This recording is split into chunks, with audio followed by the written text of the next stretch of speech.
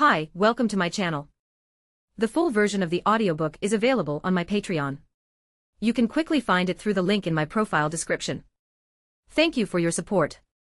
Chapter 1, Carrington's Little Coach. Blue sky, green land. The sunlight on my face was a little dazzling.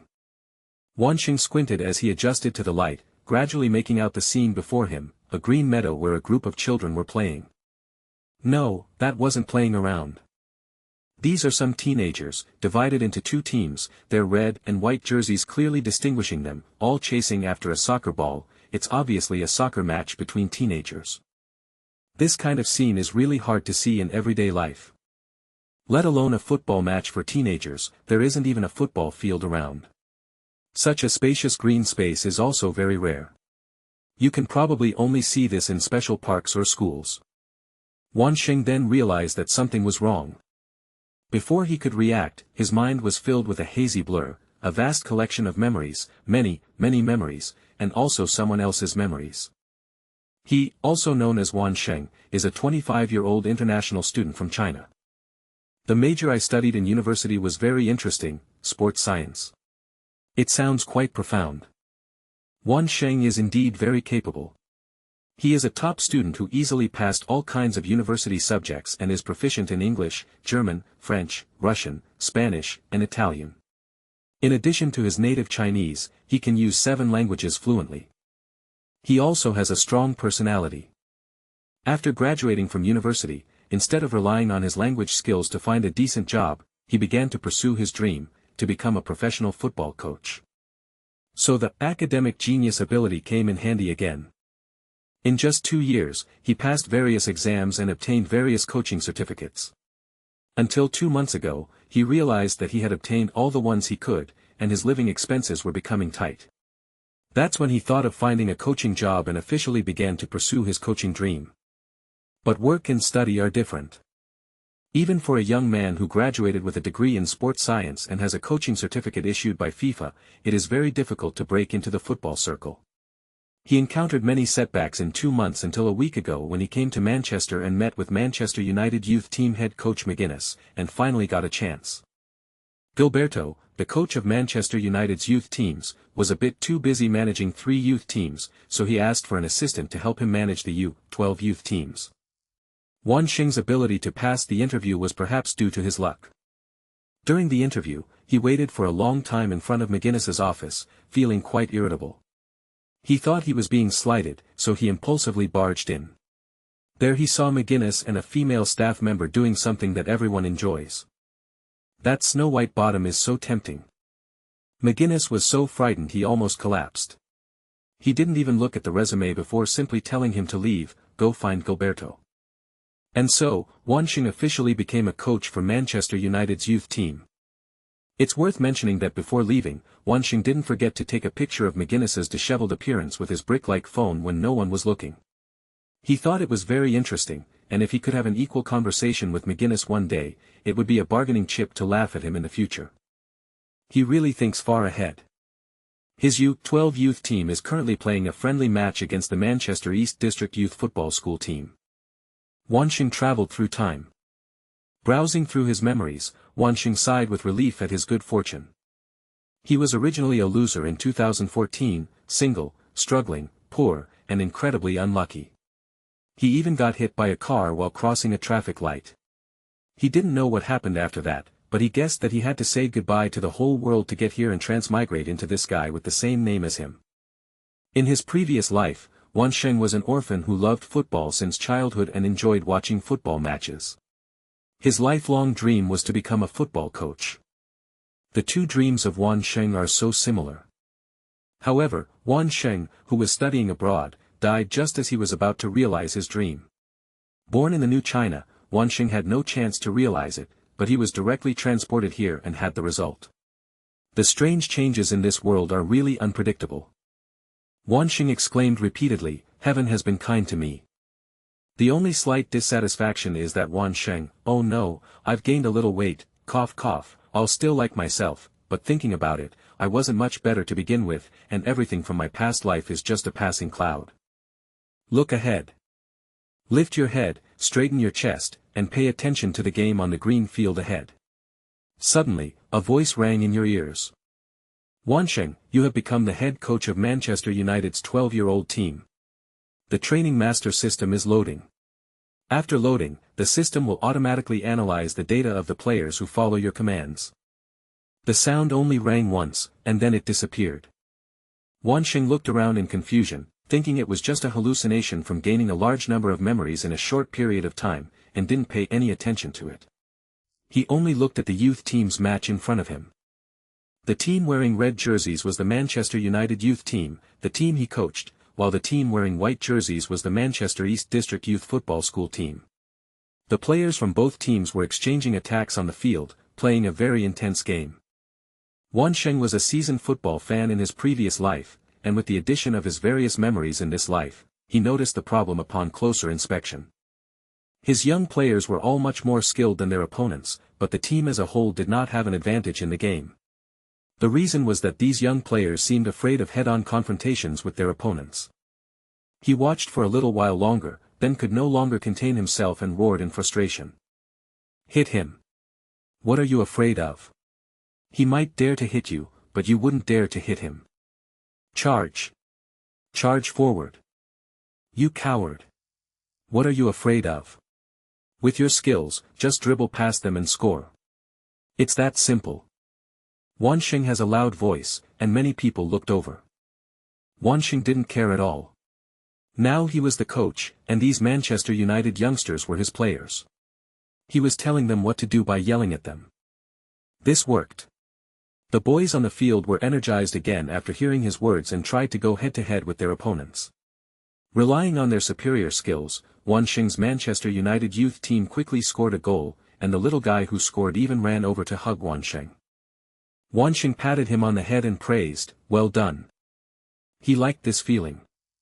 Watching these little guys in red jerseys working hard under my command, a sense of pride welled up inside me. Cough cough, even though they are just a group of 12 or 13-year-old kids, they are still the real Manchester United team, aren't they?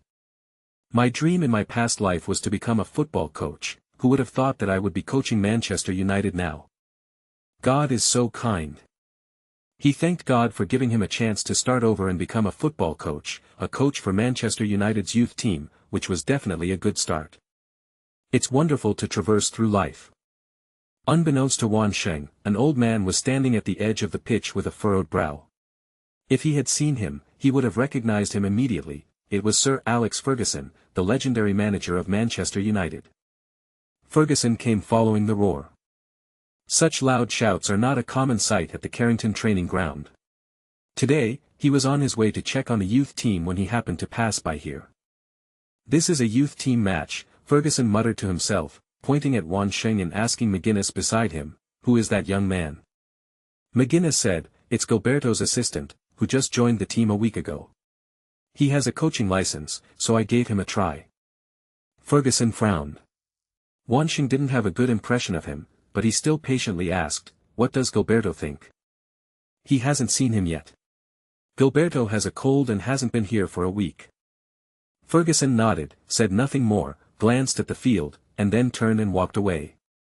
From Ferguson's expression, McGuinness knew that the old lord didn't have a good impression of Wan Sheng, and he didn't have a good impression of Wan Sheng either. His relationship with Julie was a secret between the two of them. He had to keep it a secret because he was married. Now that another person knows, and this person is showing up at the Carrington training facility every day, it's really hard to accept. McGuinness is very worried that things will be exposed. Thinking of Ferguson's furrowed brow earlier, a smile flickered across McGuinness's lips. Perhaps he had a reason to ask him to leave. Chapter 2, Helpfulness. Wan Sheng didn't know that Ferguson had been there. In the match just now, Manchester United's youth team won 2-0, so Wan Sheng was in a good mood. When he heard from the staff that McGuinness wanted him to go to his office, he walked over leisurely, humming a little tune. McGuinness? Is he the guy who interviewed me? Could it be that he saw today's game and thinks my coaching performance is good, so he wants to give me a raise? Wan Sheng thought to himself with a smug smile. But when he walked into McGuinness's office and saw what was on his desk, his good mood vanished completely. There were a few banknotes and a stack of documents. If my memory serves me right, that stack of documents contains my resume, identification documents, and other relevant materials. If it's just money, then it's time to pay myself a salary. If it's just identification documents, then it's just to inquire about something, or maybe it's a promotion. However, putting the two together only means dismissal. An awkward atmosphere descended upon the office. McGinnis looked at Wan Sheng, tapping his finger on the table, and finally spoke. Wan Sheng, after this week of evaluation, you do not meet Manchester United's requirements for a youth team coach, so, I'm sorry. His face was full of apology, as if he was full of regret about dismissing Wan Sheng. Why? Wan Sheng found it hard to accept. Is my team's performance bad? My team just beat the North District youth team 2-0. As far as I know, the two teams played each other last month, and the North District youth team beat us. McGinnis shrugged. I don't know either. It was Mr. Ferguson's idea. Mr. Ferguson? Wan Sheng was taken aback. He knew that Ferguson was Manchester United's #1, their legendary manager. Manchester United's dominance in the Premier League was largely due to Ferguson's coaching. That's why he couldn't imagine how coaching a youth team could possibly have anything to do with Ferguson. He stared at McGinnis suspiciously and asked, is that really the reason? Yes, that's right, McGinnis confirmed. Really? Wan Sheng asked again to confirm. For some reason, under Wan Sheng's intense gaze, McGinnis suddenly felt a little flustered. He hesitated but then reiterated, yes, Mr. Ferguson told me to do it. He felt that by blaming everything on Ferguson, there wouldn't be any problems. Wan Sheng couldn't possibly question Ferguson, could he? Let alone question him, it would be extremely difficult for him to even see Ferguson. Having lived in the lower rungs of society in his previous life, Wan Sheng could tell at a glance that McGinnis was guilty, and he knew the answer in his heart, it's you. How could this be? McGinnis asked, somewhat flustered. Under Wan Sheng's intense gaze, he finally couldn't help but stand up and frankly admit, so what if it's me?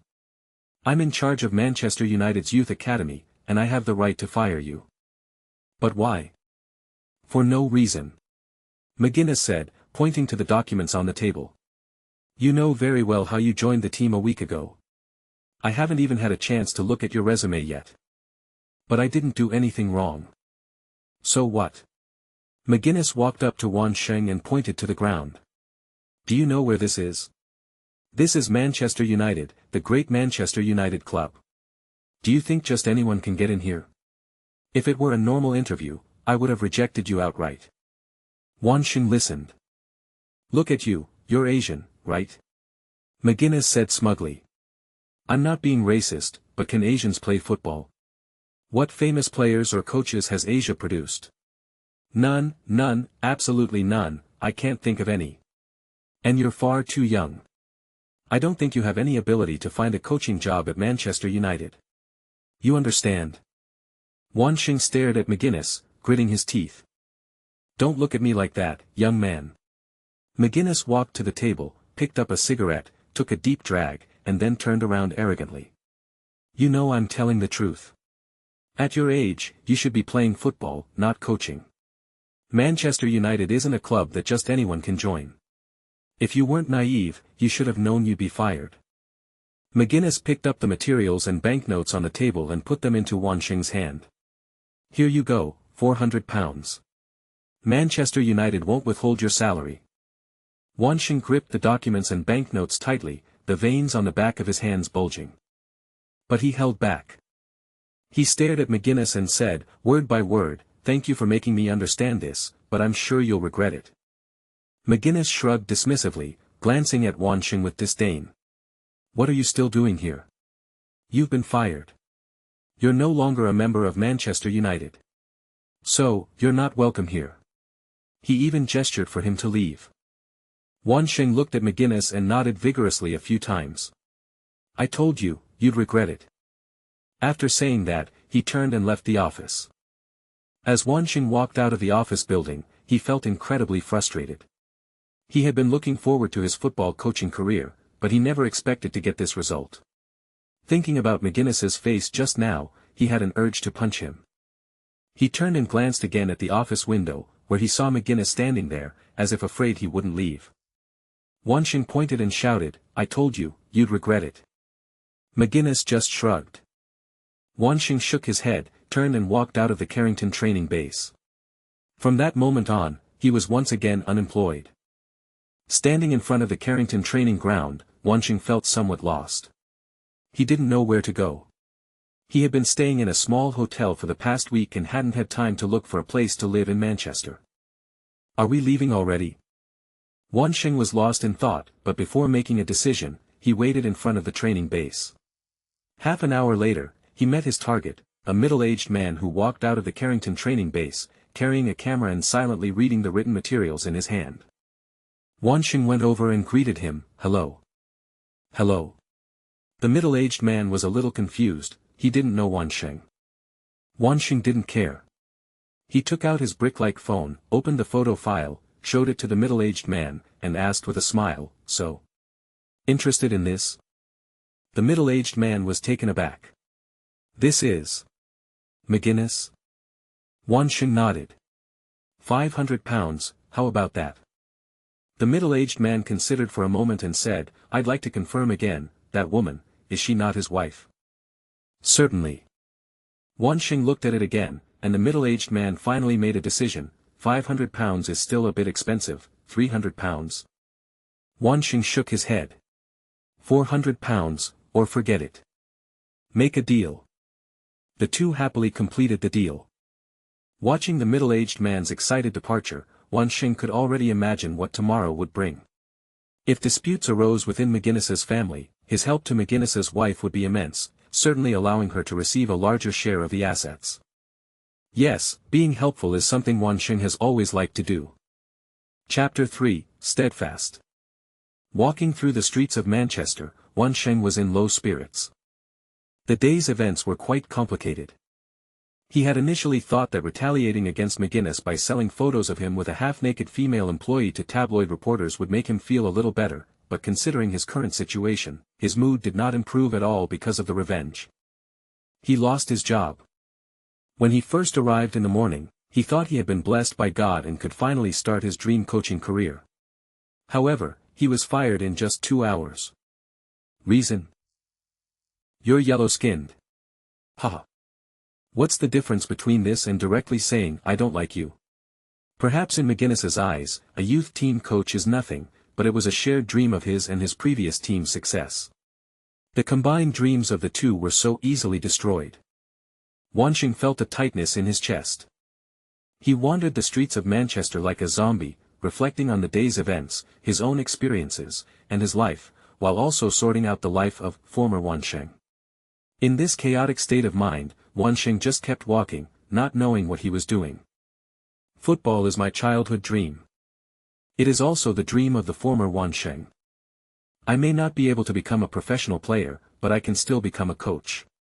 It's not only professional players who can become coaches, so I still have hope. That's what I thought when I was 20. The same applies to Wan Sheng. My dreams were shattered, and I had to succumb to life in order to survive.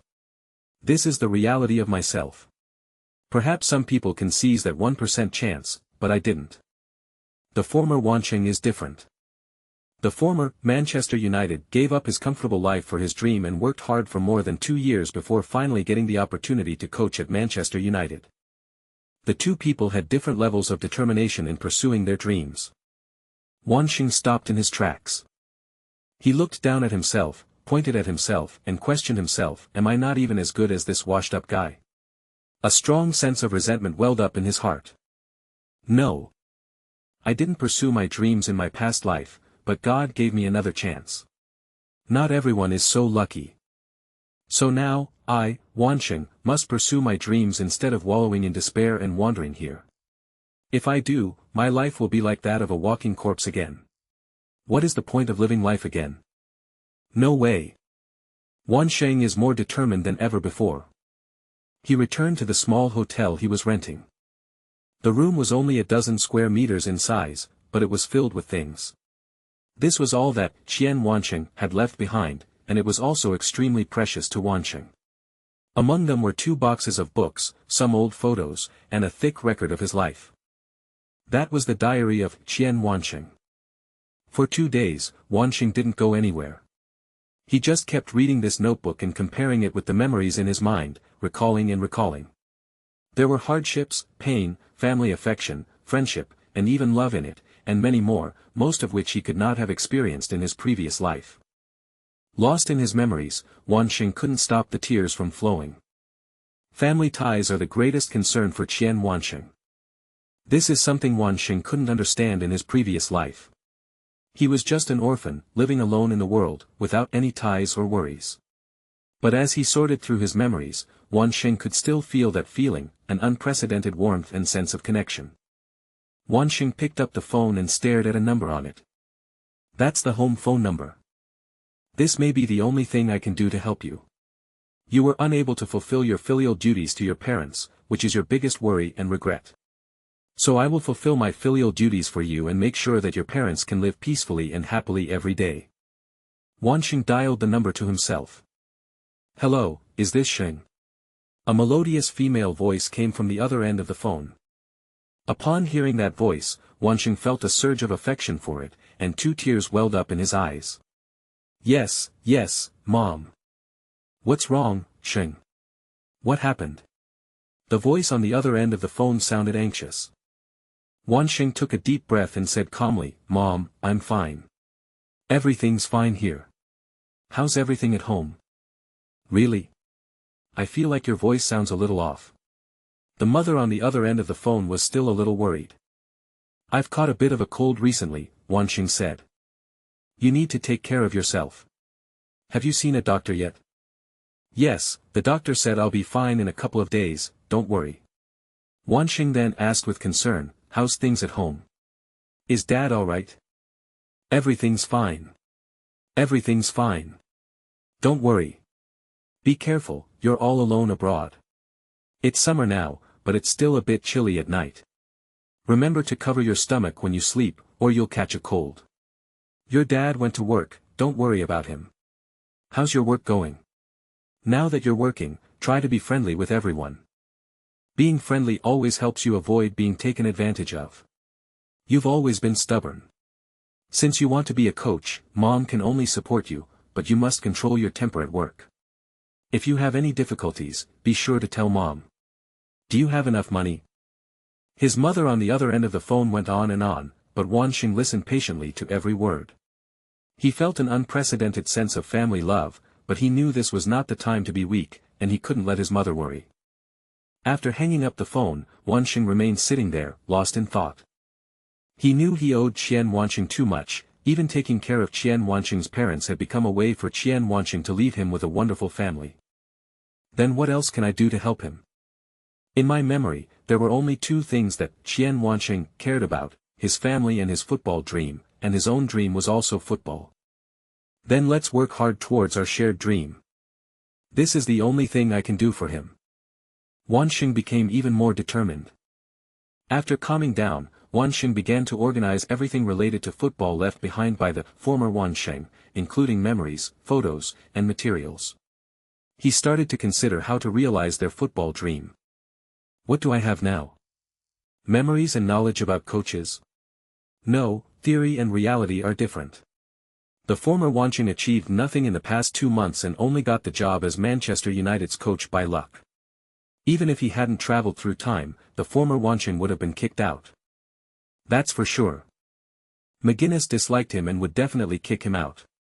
He wouldn't be able to do anything about the difficulties caused by the youth training director. No, perhaps threatening McGuinness with that photo would be a good idea. Wan Sheng suddenly realized that compared to the former Wan Sheng, he was truly worthless. Perhaps the former Wan Sheng had already thought of this, which is why he casually took a picture of McGuinness's embarrassing state. His purpose was not only to laugh at McGuinness one day, but also probably a subconscious way of protecting himself. And he actually used that photo to exchange for £400. Wan Sheng kept hitting his head, extremely annoyed that in his anger he had only thought of revenge. This kind of behavior, which harmed others and did not benefit himself, was truly foolish. In comparison, he lacked the shrewdness and intelligence of the former Wan Sheng, and perhaps was even more despicable and treacherous. He acted impulsively. He is naive. In his past life, he was just a loser. Compared to those with over 10,000 wins, what advantages does his football dream have? Can he do better than them? What will he rely on to succeed? Wan Sheng was somewhat bewildered. But soon his eyes lit up, and he became incredibly determined. He possesses 10 years more knowledge than others, he knows the general direction of football and the world in the next 10 years. His greatest advantage is his ability to travel through time. What else does he need? Wan Sheng clenched his fists tightly. From this moment on, I will walk the path to success. I am who I am. My success belongs to me, not to my brother, nor to anyone else. I am neither exceptionally intelligent nor despicable, nor do I need those qualities, but I will embark on the road to success in my own way, openly and honestly. Chapter 4 Derbyshire. Over the next few days, Wan Sheng began looking for a job. His initial goals were not high, he only wanted to find a job as a youth coach at a professional club, which he could barely accept, or perhaps as a well-known coaching assistant. He kept browsing recruitment ads from various clubs. Well-known clubs such as Tottenham Hotspur and Fulham in London, as well as Bolton Wanderers and Manchester City in the Manchester area, are all looking to recruit experienced coaches to develop their youth teams and cultivate their own young stars. Besides the clubs mentioned above, there are also some smaller clubs with little or no reputation that have recruitment ads. However, Wan Sheng just glanced at those ads. In his opinion, the resume of the former Wan Sheng was so impressive, fluent in 7 languages, possessing various coaching certificates, and having coaching experience at Manchester United. So he should set his sights higher. Joining a big club is always better than joining a small club. A good start is still crucial for success. He sent his resume to the recruitment email addresses of various major clubs. Now all that's left is to wait. These big clubs were quite efficient, and he quickly received replies. Fulham and Bolton declined his request, but Tottenham Hotspur and Manchester City invited him for interviews. This is a good start. After receiving the interview notice, Wan Sheng went to Manchester City Football Club first. Manchester City and Manchester United are fierce rivals. They are both located in Manchester, and in terms of distance, Wan Sheng lives a little more than 2 blocks closer to the Manchester City club. At Manchester East Ground, Wan Sheng met with Manchester City's youth director, Marwood. Marwood looked at Wan Sheng's resume again, and then looked up in surprise, his voice tinged with astonishment. You have previous coaching experience in Manchester United's youth team? Wan Sheng nodded. Although he only coached for a week, and only the Manchester United U12 youth team, he still gained coaching experience at Manchester United, which is quite remarkable for a newcomer to the coaching world. It's normal that Marwood didn't know. This shows that he hadn't carefully reviewed his resume beforehand, and it also shows that it's really difficult for a temporary coach of Manchester United's youth team to attract the attention of their arch-rivals, Manchester City. Marwood became interested. Then can you tell me how you left Manchester United? I'm sorry, but I'll be blunt. A position as a youth team coach at Manchester United would be very attractive to a young man like you who wants to become a professional coach, but you only worked there for a week. Wan Sheng thought for a moment, then said sincerely, I caught Manchester United's youth director McGuinness in the act. He shrugged. You should have heard the news a few days ago, the Manchester United news. McGuinness used his position to promote one of his female employees. Did you make that? Marwood asked with a smile. Yes. I didn't mean to, but he fired me because of it. So, you're doing this to get revenge on him? Wan Sheng hesitated for a moment, but finally nodded honestly. He couldn't think of any other reason to explain it, and it had little to do with his interview. With a broad smile, Marwood walked over and patted Wan Sheng on the shoulder upon hearing his reply. Well done, young man. As Manchester United's arch-rival, Manchester City loves nothing more than hearing bad news about Manchester United. If everyone knew you did it, you'd be very popular. Wan Sheng was taken aback for a moment, then asked with delight, so, I passed. Marwood considered it for a moment, but ultimately shook his head. You've done a great job, young man. I like you a lot too, but Manchester City is no worse than Manchester United, and we won't accept someone who's been fired by Manchester United. Marwood asked regretfully, do you understand? Does that mean you're worse than Manchester United? Marwood walked back to his desk, sat down, and said, I'm glad you understand. So I'm sorry, I hope you find a good job elsewhere. Wan Sheng was somewhat unwilling, but he could only say, all right then. After saying that, he turned and left. As Wan Sheng walked out of East Earth Stadium, he was in a good mood. It was clear that Marwood really liked him, and the reason for rejecting him was due to club considerations. This showed that he could find a coaching job, but Manchester City was not a suitable club for him. This gave Wan Sheng a lot of confidence. His next stop was London. London is the capital of the United Kingdom and a football city. The city has more than a dozen professional clubs of all sizes. Tottenham Hotspur is one of the most famous. They are located in North London and are fierce rivals of Arsenal, who are also in North London. Wan Sheng's destination was Tottenham Hotspur's training ground. Unlike other famous English teams, Tottenham Hotspur's training ground has no name and is naturally not well known. Wan Sheng searched for a long time and asked many people before finally finding it. By the time he entered the training ground, it was already past 4 in the afternoon. But what he didn't expect was this kind of response. East Asian. And so young. Tottenham youth team manager Alex Inglethorpe didn't even bother to take the resume Wan Sheng handed him, and simply said, what we need are experienced coaches. Young man, you should try other clubs. A nameless anger rose in Wan Sheng's heart, but he suppressed it.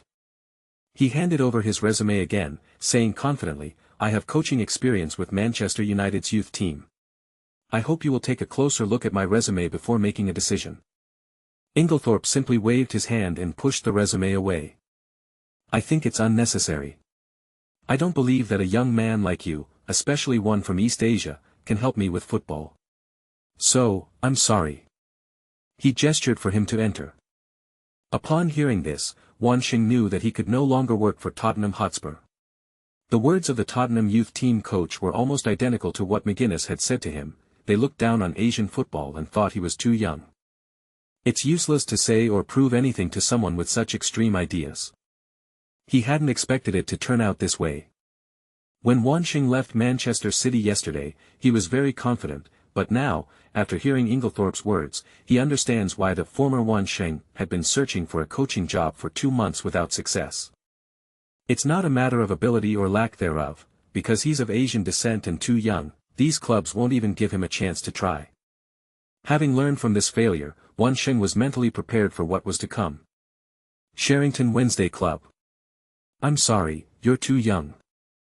At your age, you should be playing football, not coaching. I don't think you meet our requirements for a youth team coach. Crystal Palace Club. You've managed Manchester United. Fluent in 7 languages. Only 25 years old. Haha. This is the first time I've ever seen such a ridiculous resume. I can prove it. No, young man, I don't want to know if what you're saying is true. You can leave now. Nottingham Forest Club. You said you coached Manchester United's youth teams. You don't believe me? No, I'm not doubting that you're a fraud. I'm saying that the youth team and the junior team are different. Our youth team has many promising talents. With your experience, you are simply not qualified to be the head coach. Wan Sheng visited 3 clubs in a week, but was rejected for one reason or another each time. He had just come out of Nottingham Forest Club. Thinking about the interview just now, Wan Sheng felt a little helpless. The other party was right. They needed a youth team head coach, not a 25-year-old. To him, the position of youth team head coach was too prestigious. He's not qualified yet. It seems I set my sights too high, Wan Sheng said with a wry smile. For the past 2 weeks, he's been determined to fail rather than miss out on any opportunity. Whenever a football club needed a coach, he'd submit his resume without even looking at the position. He didn't miss out on any opportunities, but the result was a series of failures. At first, Wan Sheng would feel angry and resentful, but now he's become somewhat numb. When failure becomes a habit, it no longer matters. If they don't want me here, there are plenty of other places that will. Wan Sheng shrugged and bought a newspaper on the street to pass the time. It was today's local newspaper from the Midlands. A newspaper only cost 50 pence, but he felt a little pained. Now he had to be so careful with his money that he had to haggle over even a pound. He was thinking about whether he should find a part-time job. Wan Sheng opened the newspaper, looked through several pages, and finally found the advertising section. In the job posting section, he immediately spotted a football-related ad. Derby County Football Club is looking for a coach for the U16 youth team B. Salary is negotiable. Derbyshire. Wan Sheng was no stranger to this name, he had even followed the team before. It was a strong championship team that had been relegated from the Premier League at the beginning of the century and had remained in the second division for over a decade. Later, because Derbyshire remained unchanged for many years, Wan Sheng stopped caring about it. Who would have thought I'd see this name again now? Is this fate? Wan Sheng shook his head. He didn't know if it was fate or not. The places he had been to before were all clubs he knew or even paid attention to, but in the end, they all failed. But with the spirit of, better to fail than miss out, Wan Sheng still decided to go and take a look. After all, Derbyshire and Nottinghamshire are not far apart. 20 kilometers, a half-hour drive is enough. Chapter 5, a prestigious position. Like Nottinghamshire, Derbyshire is part of the East Midlands of England. It is one of the most important agricultural production counties in the UK, covering an area of 2,547 square kilometers and with a population of around 750,000. Derby is the largest town in Chesterfield, the largest city in Derbyshire, and the Derbyshire Football Club is located in Derby. This team is also a symbol of Derby Town. Derby County's historical record may not be as impressive as some of the bigger teams, but they are the best football team in Derby County, so their fans are almost everywhere in the county. Derby is a 40-minute drive from Nottinghamshire. Before going to Derby County, Wan Sheng called Derby County Football Club and explained his situation. A club staff member answered the phone and transferred the call directly to a middle-aged man. "You're hoping to find a coaching position in Derby County?" The middle-aged man's voice was calm and steady, just like those of important figures. "Yes." Wan Sheng explained his situation directly. The middle-aged man on the other end of the phone listened carefully to Wan Sheng's introduction, remained silent for a moment, and then said, "You're a bit too young, but I think young people should be given opportunities." "Okay, I still have work to finish today. If you can get here before 7 o'clock, I think I'll still be in the office." Wan Sheng quickly replied, "I'll be there soon."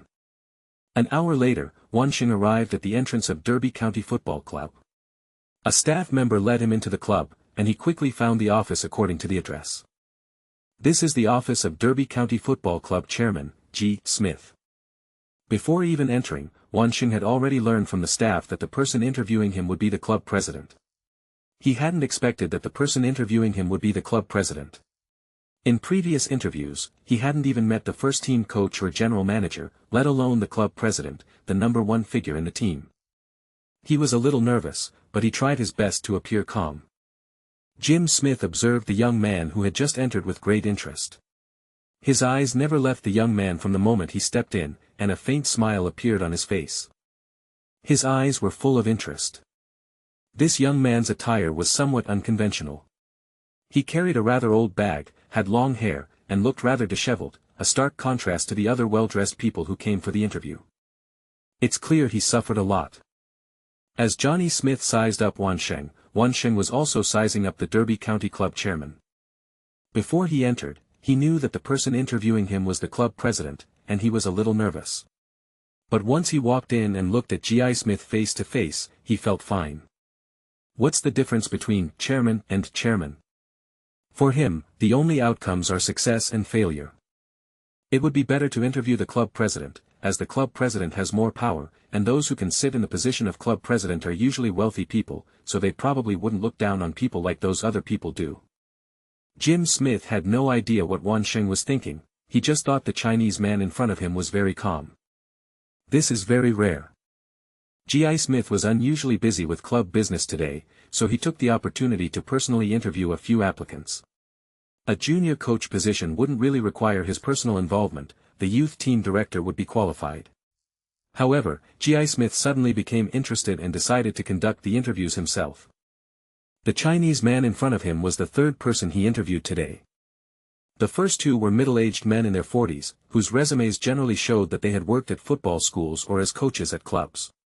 They had a lot of work experience, but when facing themselves, they could still be seen to be a little nervous. But this Chinese man doesn't seem to be one. How dare he look me in the eye? Interesting. After looking him over, G.I. Smith finally spoke first. You look very young, not even 30 yet, right? Upon hearing this, Wan Sheng sighed inwardly. People who said this usually rejected him outright because of his youth. He said somewhat stiffly, workability has nothing to do with age. Jim Smith paused, surprised by the young man's bluntness, but nodded nonetheless. You're right. But that's only a small minority. Are you sure you belong to that small minority? As he spoke, G.I. Smith stared intently into Wan Sheng's eyes. Without the slightest hesitation, Wan Sheng replied, I've always thought so. This was confidence, and also a solid foundation. With such an impressive resume as the former Wan Sheng, and more than 10 years of additional memories, if he wasn't one of the few capable people, then who else could claim to be capable? You're very confident, young man. Wan Sheng shrugged. I've always been confident that I can become an excellent coach in the future. Even now, I'm capable of coaching at your club, which is just the U-16 youth team coaching position, isn't it? I previously coached Manchester United's youth team, and my results were quite good, which might explain something. Wan Sheng put his backpack on the ground, unzipped it, took out the resume, and handed it to Jim Smith. Would you like to see my resume? Gib Smith laughed, shook his head, and pushed the resume aside. I don't need to see this stuff, it's meaningless. But I believe what you're saying is true. Thank you. Wan Sheng was genuinely moved. When he went for an interview at Crystal Palace, the interviewer even thought he was a fraud, but the chairman of Derby County Football Club in front of him didn't even look at his resume and believed what he said. The differences between people are truly enormous. Young man, one last question. Jim Smith stood up, walked over, stared into Wan Sheng's eyes, and asked, what makes you think you can be a great coach? Based on my abilities, my vision, and my belief, if you choose me, you will know in the future that it was a very, very correct decision. Wan Sheng said, looking back at G.I. Smith. With a smile still on his face, G.I. Smith turned back to his seat, savoring Wan Sheng's words. This young man's confidence is definitely not feigned, given that he can say such things. But wouldn't being overconfident turn into arrogance? Jim Smith was filled with uncertainty, but he had a good impression of Wan Sheng. Confident young people are always full of energy. He had already nodded in approval. After all, a coaching position wouldn't affect him much. He didn't care about the meager salary at all. Besides, if the young man was not capable, he could still fire him. It's just an opportunity. He was hesitating about what position to take. Finally, G.I. Smith raised his head and said, I originally only planned to recruit one coach for the U-16 youth team B, but the first team may also lack an assistant coach. Of course, you can also choose to coach the youth team. After saying that, G. Smith looked at Wan Sheng. Wan Sheng was taken aback. First team assistant coach. Isn't that much more prestigious than the youth B team coach? It's a position that's linked to the first team. This is such a pleasant surprise. Without the slightest hesitation, he said, I choose to be the assistant coach of the first team. Good. G. Smith smiled. Young man, you've made the right choice. The youth team is a good place to retire, not suitable for a young man like you, but being an assistant coach for the first team will be more stressful. I can only offer you a temporary contract. I think Gregory will assess your abilities. Are you ready to accept this job? Thank you, sir. I believe I can do it. Wan Sheng nodded vigorously. Chapter 6, Science Fiction Movies. Upon receiving a positive response from the Derby County Club chairman, Wan Sheng finally smiled. He had been prepared for failure when he first entered the club, but he never expected to succeed and even get a job as the first-team assistant coach. That's the first-team coach. Derby County is a League One team in England. In 2002, the English Championship had not yet been established. League One was the second tier of English football. A League One team is considered a decent professional club, with assets estimated at least in the tens of millions of pounds. The position of assistant coach for the first team in this type of team is quite prestigious. Often, assistants to the head coach of an English League One team are qualified to lead a team in a lower league. This high-level starting point in the coaching world is something that only retired star players can achieve. He never expected that he would have such luck. Wan Sheng found Jismer increasingly pleasing to the eye. The chairman of Derby County Football Club in front of me is chubby and not very likable, but the fact that he has chosen to be a coach makes him quite adorable. Wan Sheng was secretly delighted. After giving Wan Sheng his reply, G.I. Smith lowered his head to fill out a form. He suddenly looked up, chuckled, and asked, "Young man, I don't know your name yet." Wan Sheng quickly said, "I'm sorry, I didn't have time to introduce myself. My name is Wan Sheng." "Wan Sheng? Is that a surname?" "No," Wan Sheng shook his head. "It's the full name. Wan is the surname, and Sheng is the given name. I've heard that Chinese names are often quite unusual, but yours is surprisingly simple," said Gibb Smith. "Then I'll just call you by your full name, you don't mind, do you?" "Of course, Mr. Chairman." Gil Smith extended his hand to Wan Sheng. "You can call me Gil, I like being called that." "Okay, Mr. Gil." Wan Sheng reached out and shook hands with Gil Smith. That's how the two of them got to know each other. "Don't be too happy. I'm just giving you an opportunity," said G. Smith. "It's a 1-month trial period. If you can do a good job as an assistant coach, then the club will sign a formal employment contract with you." Wan Sheng nodded. He suddenly spoke up, looking embarrassed. "Mr. Gill, could you, perhaps give me an advance of 1 month's salary?" "Oh, no, half a month's salary would be fine too. Or even a week." Giz Smith was taken aback. "I need to go back to Manchester to move my things over, and then find a place to stay here. That will cost a lot," Wan Sheng explained awkwardly. "I've been looking for work all month, and all my money has gone to travel expenses." G.I. Smith chuckled. "Wan Sheng, you're really funny. Oh. This is the first time I've ever seen someone get a job and, instead of celebrating, ask for an advance on their salary." G.I. Smith looked Wan Sheng up and down with interest. "Didn't you say you worked for Manchester United's youth team?" "As far as I know, Manchester United isn't exactly stingy." Wan Sheng shrugged.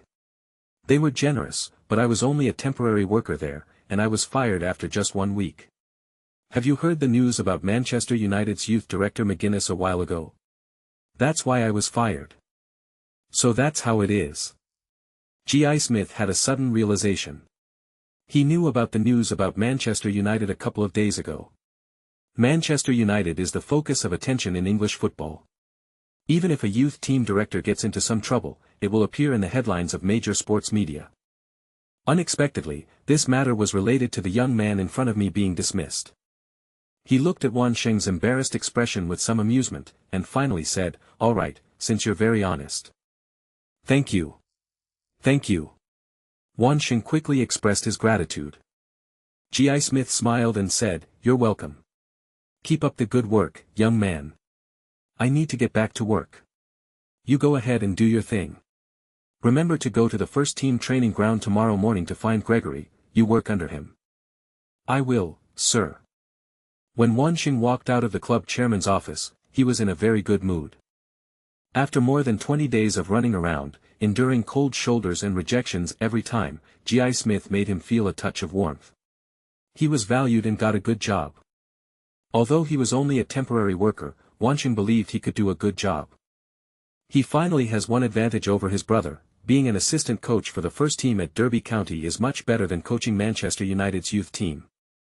Although he lost his job because he acted impulsively and failed to seize any leverage over McGuinness, he reconsidered and realized that if he had the choice again, he would still leave directly. After all, such despicable and insidious behavior was not something he could do. That evening, Wan Sheng, unusually, went to a small bar, ordered a meal and beer, and celebrated finding a job. He felt very happy. These days he's been eating tough bread and biscuits, which is really unpleasant. Now he can finally indulge himself and eat some normal food. After eating and drinking his fill, Wan Sheng found a small hotel to stay in. This little hotel was located above the tavern. The decor was a bit shabby, but the price was very cheap. When Wan Sheng heard the price, he decided to stay here, perhaps also because the charming female owner was very tempting. Upon entering the room, Wan Sheng threw his luggage on the floor and collapsed onto the bed. For the past 20 days or so, he has been running around everywhere, almost all over England. He can't find peace of mind every day, and he has failed time and time again. The physical exhaustion and mental fatigue combined make it difficult for him to get a good night's sleep. Today, he's going to have a good night's sleep. Completely relaxed, Wan Sheng quickly drifted into a drowsy state, but in that half-asleep state, a mechanical voice suddenly sounded in his ear, "Wan Sheng, you have become the interim assistant coach of Derby County's first team." Who? Wan Sheng suddenly woke up with a start. The sound was right next to his ear, but when he looked around, he saw nothing. Am I dreaming? Wan Sheng was about to lie down again, puzzled, when he heard the voice again. Training master system restarted. Loading data. Wan Sheng sat up in surprise. Many three-dimensional projections appeared before his eyes, the images blurry and indistinct, while a percentage bar appeared at his feet. As the percentage increased, the various effects gradually became clearer. An image of a person's head. That looks like myself right now. An open ancient book. What is it? One image after another appeared before his eyes, each one so real that Wan Sheng felt as if he were in a scene from a science fiction movie. Is it a high-tech 3D computer screen? Very similar. But what exactly is going on? Is it still a dream? Or am I hallucinating? Wan Sheng was stunned by the bizarre scene before him. P.S. Please vote for this post. Chapter 7, The World of Football Training Masters. Loading. As the percentage displayed on the loading bar increased, three-dimensional objects gradually appeared before our eyes. A portrait is a 3D photo of yourself. The open book, which looked like an ancient book, resembled a quest icon from a game in a past life. It looks like a model of a football field, but I don't understand it. A 3D photo of several players together. What is that? One of them is unfamiliar, and it looks like a rather realistic animated photo. In addition to the various 3D projections, there is also a 3D screen on the left, displaying several lines of text. Wan Sheng, you have become the head coach of Manchester United's 12-year-old team. The training master system is loading. After loading, the system will automatically analyze the data of the players who follow your commands. Wan Sheng, you have been dismissed by Manchester United and have lost your eligibility to coach the Manchester United U12 youth team. Since no players trust you, the system has been automatically shut down. Wan Sheng, you've been appointed as the interim assistant coach for Derby County's first team. System loading. Countdown, 10 seconds. 9 seconds. 8 seconds. As the seconds ticked by, Wan Sheng's heart clenched. He didn't know what would happen next and was worried that the system might explode automatically. He really didn't know what the consequences would be. Would he have to time travel again? Then I must truly be God's illegitimate child. 2 seconds. 1 second. System loading complete. Wan Sheng, welcome to the world of football training master. Here, you can help your players accept tasks. You will gain experience for each task your players complete. You can use your experience to level up and learn professional skills, or you can use your experience to build your players' union. Note, players who are not on this team can only enjoy the personal attribute enhancement in the world of football training master by joining the players' union. Tip, the football training master's role achievement system can help you gain more experience, achieve certain milestones, and even obtain additional skill rewards. Wan Sheng read the few lines of text that popped up on the left-hand holographic screen again and again, but he still didn't quite understand them. However, he realized one thing: if this was neither a dream nor an illusion, then he had obtained something related to a football coach. It looks like a game. Very similar. Character, level up, skills, and guild, these are some of the terms that often appeared in the games I played in my previous life. Wan Sheng imagined putting the 3D image in front of him into a 2D computer screen, and it would look exactly like a game interface. He began to understand. Wan Sheng reached out and tried clicking on the projection of his own avatar. Instantly, an interface appeared before him, displaying some data attributes. Character, Wan Sheng. Level, Coach LV1. Position, Assistant Coach of Derby County First Team, England. Experience, 0 out of 100. Honors, none. Team players, 0.26. Skill, Hypocrisy. Hypocrisy? I'm only level 1 and I already have a skill. Wan Sheng was a little confused, and tapped the hypocrisy icon on the skill list.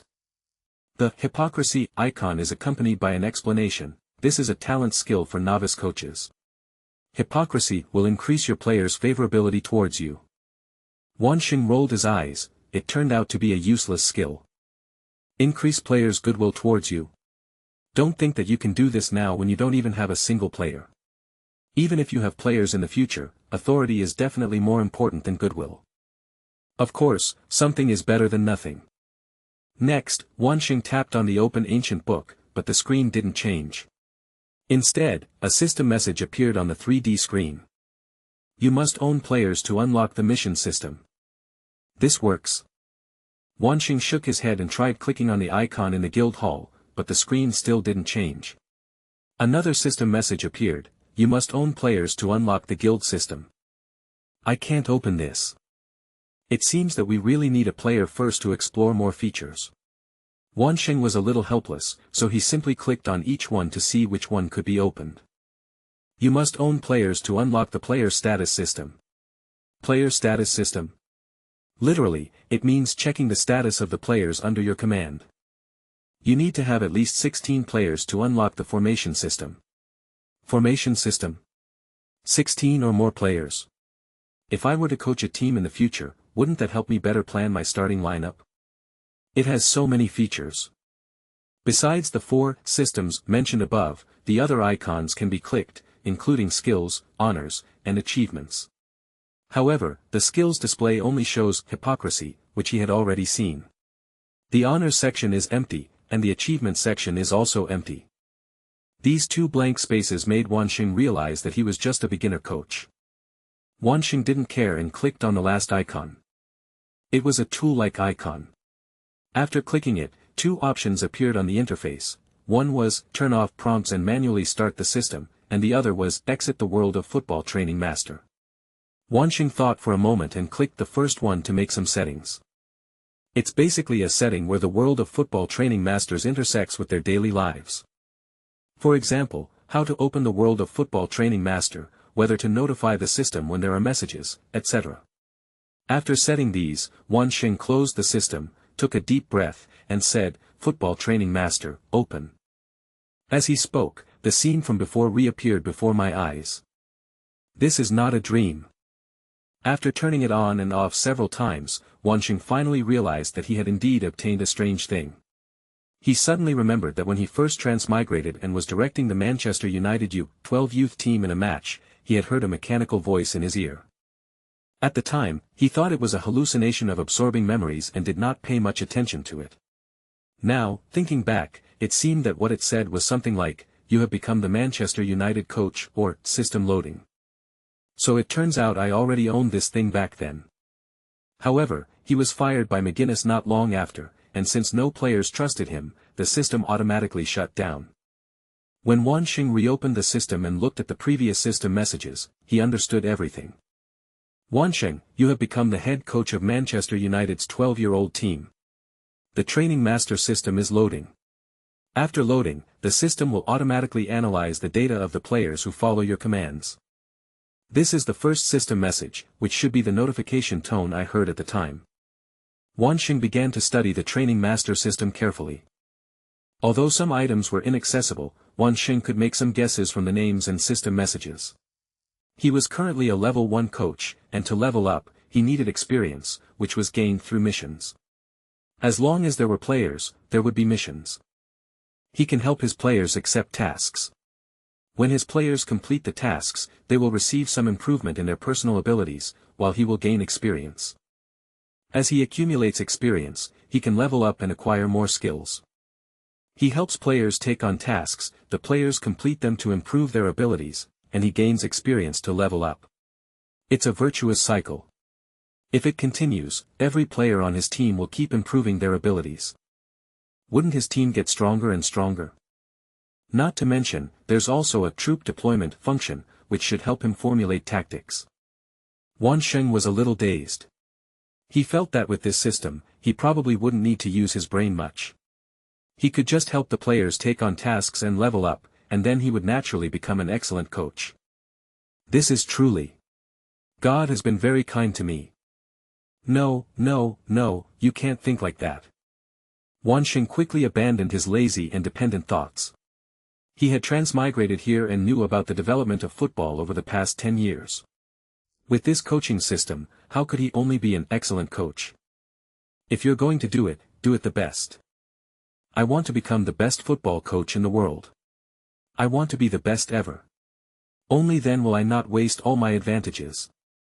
Wan Sheng was thrilled at the thought of becoming the best football coach in the world one day and achieving what others could only look up to. Wan Sheng clenched his fists and said firmly, word by word, I don't just want to succeed, I want to be the most successful. Chapter 8 The Impossible Task. Wan Sheng, full of energy, studied the football training master. After being excited for half the night, he finally collapsed onto the bed, exhausted, and fell asleep quickly. He had a dream. In my dream, there was a large football stadium with a podium set up in the very center. Wan Sheng led his players up the podium one by one, with him at the very front. He climbed the steps one by one, stood on the high podium, and looked at the countless fans around him. A sense of pride welled up within him. The fans were chanting his name, and everyone was watching him. Everyone was applauding him. Wan Sheng waved to the crowd, eliciting even louder cheers. He turned around with a smile and, under the expectant gaze of everyone, accepted the trophy from a football legend. That trophy is so beautiful. Gradually, the trophy transformed into a beautiful woman with a perfect face, a hot body, and an alluring smile. He was completely captivated, staring intently at her face, and then, he woke up. Opening his eyes and staring at the ceiling, Wan Sheng woke up. He knew it was a dream, a beautiful dream, but unfortunately, he couldn't remember what the beautiful woman in the dream looked like. Wan Sheng shook his head with a wry smile, glanced at the time and saw it was already 8 in the morning. He quickly got up, dressed, washed up, and prepared to leave.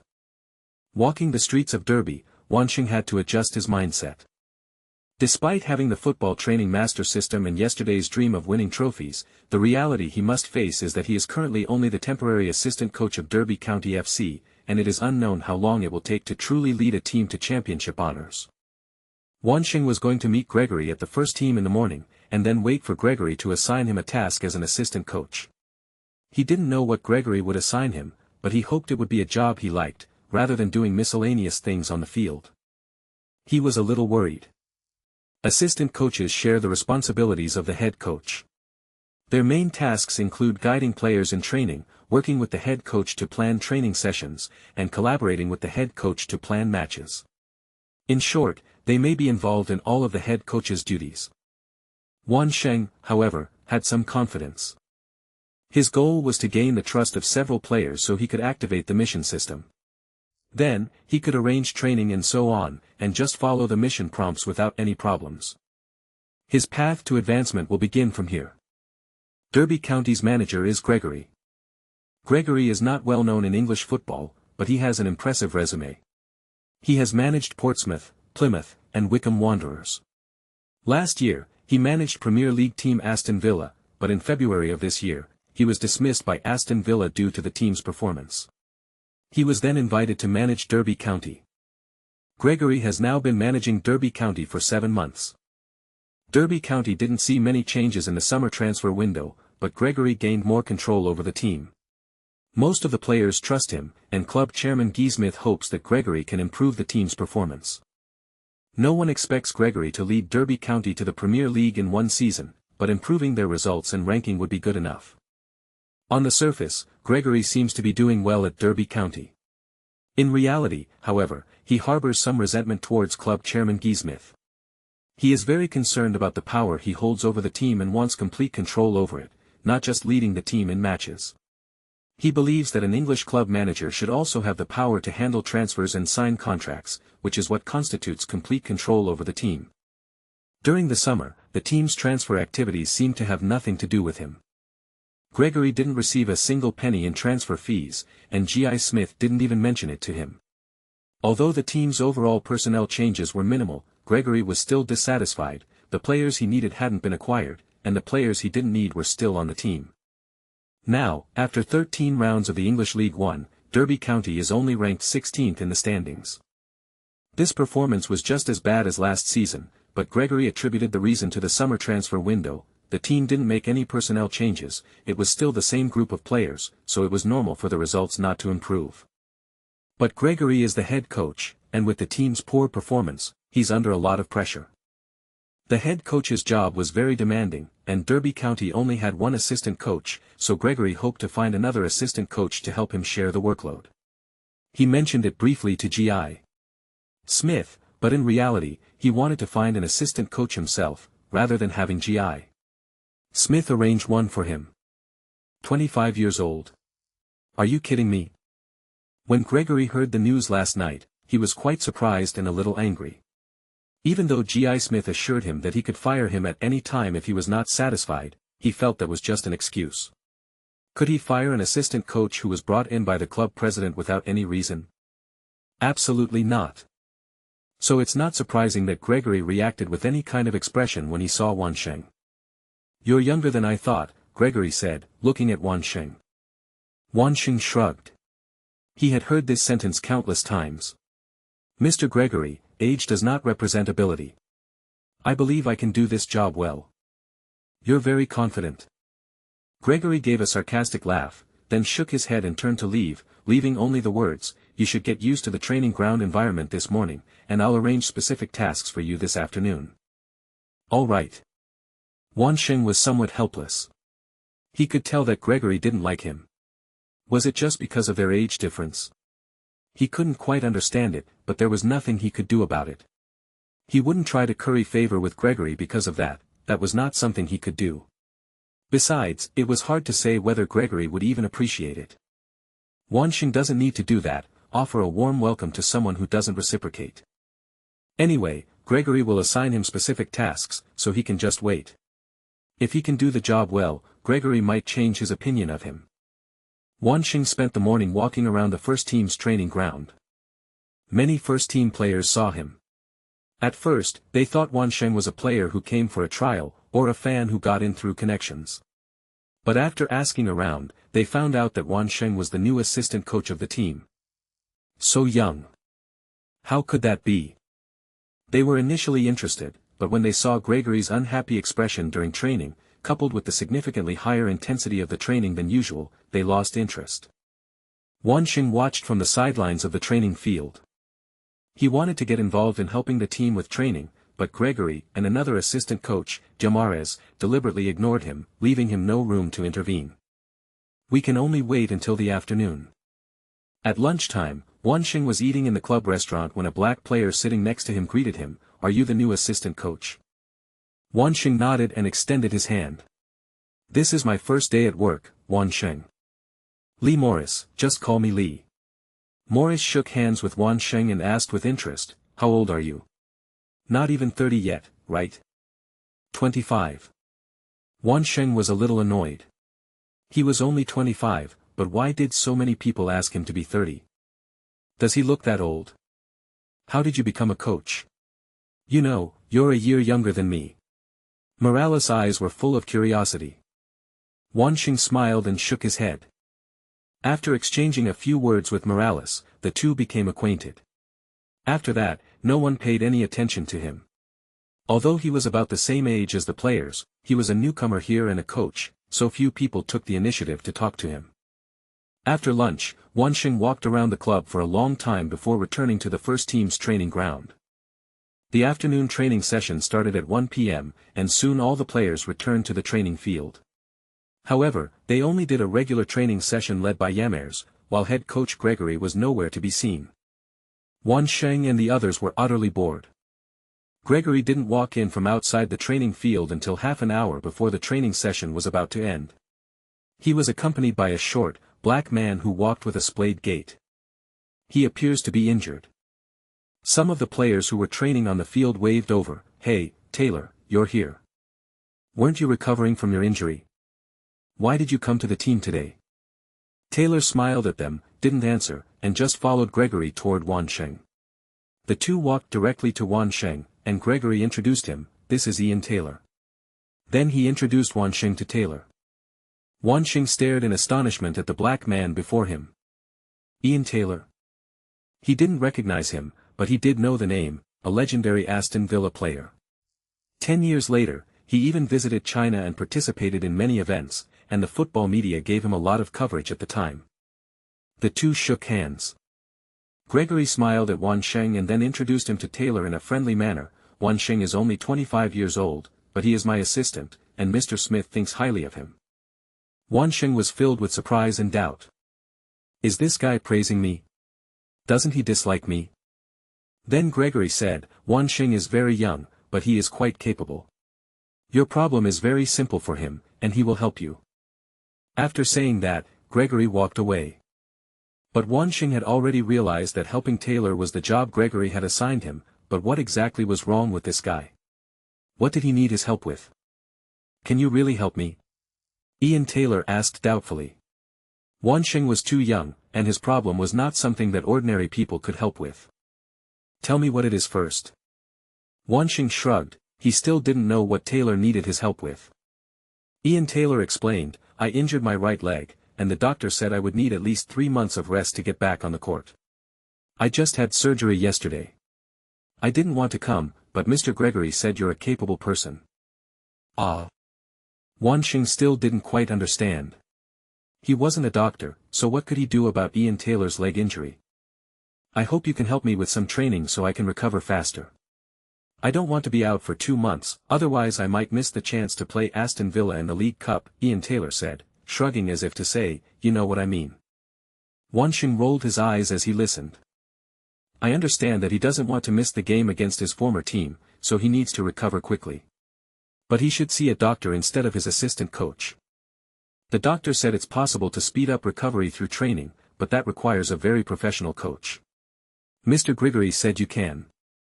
Wan Sheng missed his mother as soon as he heard this. He finally understood why Gregory had praised him. It turned out that this guy had dug such a pit for himself to fall into, using training to help an injured player recover faster. He had never heard of such a thing before. This is an impossible task. Chapter 9, Fool. Ian Taylor was a legendary Aston Villa player. As a legendary player for a team, Ian Taylor is no fool. He just really wanted to play against Aston Villa. If he missed this match, his entire career would probably be over. So he wanted to recover quickly and went to ask his personal doctor, Davis. Davis had been Taylor's doctor for over a decade and was quite familiar with Taylor. He knew Taylor really wanted to play against Aston Villa, and it would be too cruel to tell him that, your injury can't be recovered in 2 months. So Davis only told him that, medical methods alone can't restore it. If you can find an excellent coach, you might be able to use kinesiology training to speed up the recovery. This gave Taylor a glimmer of hope. Ian Taylor immediately approached head coach Gregory, hoping the latter could recommend a capable kinesiology coach. Gregory was completely bewildered by Taylor's request. There might be coaches in the world with that kind of ability, but he certainly didn't know any of them. Just as he was about to refuse Taylor, he suddenly remembered Wan Sheng's resume. That was given to him by G. Smith. G. Smith didn't look at the resume. Wan Sheng would be working under Gregory after all, so he gave the resume to Gregory. He wanted Gregory to know more about Wan Sheng and hoped that Gregory could help him judge whether Wan Sheng had real skills. Gregory had seen the resume, and he didn't doubt its authenticity. After all, no one would lie about things like being fluent in 7 languages, having a Bachelor of Science degree in kinesiology, or holding a Level 1 certificate from the International Coaching Association. However, obtaining these certificates does not mean that Wan Sheng has the ability. Certificates and football are not directly related. Even if he has good results and gets more certificates, it does not mean that he can become an excellent coach. Moreover, Gregory's dislike for Wan Sheng wasn't just due to doubts about his abilities, there was another crucial reason: Wan Sheng was recommended by G. Smith. Gregory has always wanted complete control of the team, and he was quite unhappy that he wasn't involved in the summer transfer window. He has consistently resisted G.I. Smith's interference in team affairs. Now it seems that G.I. Smith is going too far. He has even extended his influence into the team. If the assistant coaches are all G.I. Smith's people, then what say will Gregory have in the team? Unacceptable. Gregory just wanted an excuse to fire Wan Sheng. If he could prove that Wan Sheng was a fraud, even Gizmi Smith would have no grounds for complaint. He remembered that Wan Sheng's resume included a Bachelor of Science in Human Kinesiology. When faced with Ian Taylor's hopeful gaze, Gregory immediately changed his mind. He told Taylor that the club had a very capable new assistant coach who was very knowledgeable in kinesiology and would definitely be of great help to him. He then said many good things about Wan Sheng, making Taylor completely believe that Wan Sheng is the kind of coach that Dr. Davis was talking about. That way, Taylor would believe Wan Sheng. Wan Sheng was genuinely stunned by Taylor's request. Training helps with injury recovery. He had never even heard of such a thing before. After a moment's thought, Wan Sheng realized what was going on. He wondered why Gregory, who had been cold to him that morning, had suddenly become so enthusiastic and kept praising him to Taylor. Taylor's request was so unusual. Gregory definitely couldn't do it, so he passed the buck to Taylor. Wan Sheng, unaware that Gregory was just looking for an excuse to fire him, thought it was a classic case of a boss passing the buck to a subordinate. But what could he do? Should we tell Taylor that this is impossible? If that were the case, Gregory might have done it himself instead of pushing it onto him, and Wan Sheng really couldn't bring himself to refuse Taylor's hopeful eyes. He finally sighed and decided to give Taylor a glimmer of hope. I can give it a try. What did you say? I said, I can try, but don't get your hopes up too high. Thank you. Thank you. Seeing Wan Sheng's expression, Taylor thought Wan Sheng was no good. He didn't expect Wan Sheng to say that he could try. He didn't even listen to what Wan Sheng was going to say next. He was just overjoyed and quickly thanked him. Wan Sheng could only shake his head with a wry smile and say, I'll make a training plan for you tomorrow, and I hope it will be helpful. After the two made the agreement, Wan Sheng went to ask for leave from G. Smith. He was going to move all his luggage from Manchester. It's not a short distance from Derbyshire to Manchester, and if he went back to Manchester now, he wouldn't be able to get back until at least tomorrow morning. He originally intended to go to Gregory, but the latter had just assigned him a troublesome task, and if he were to ask for leave, Gregory would definitely think he was making excuses, which would leave a bad impression on his superior. So he also went to see G. Smith. What he didn't know was that no matter what he did, Gregory wouldn't have a good impression of him. Gregory had already devised a way to deal with Wan Sheng. He figured that once Wan Sheng learned of Taylor's troubles, he would definitely refuse on the spot. After all, he couldn't possibly help Taylor speed up his recovery through training. As long as he refused and said he couldn't do it, Taylor would definitely be very disappointed, and then he could use that as an excuse to fire Wan Sheng. Even when G. Smith asked, he used this as an excuse. After all, it wasn't just him, Ian Taylor was also disappointed with Wan Sheng. This is Gregory's plan. The plan was simple yet practical.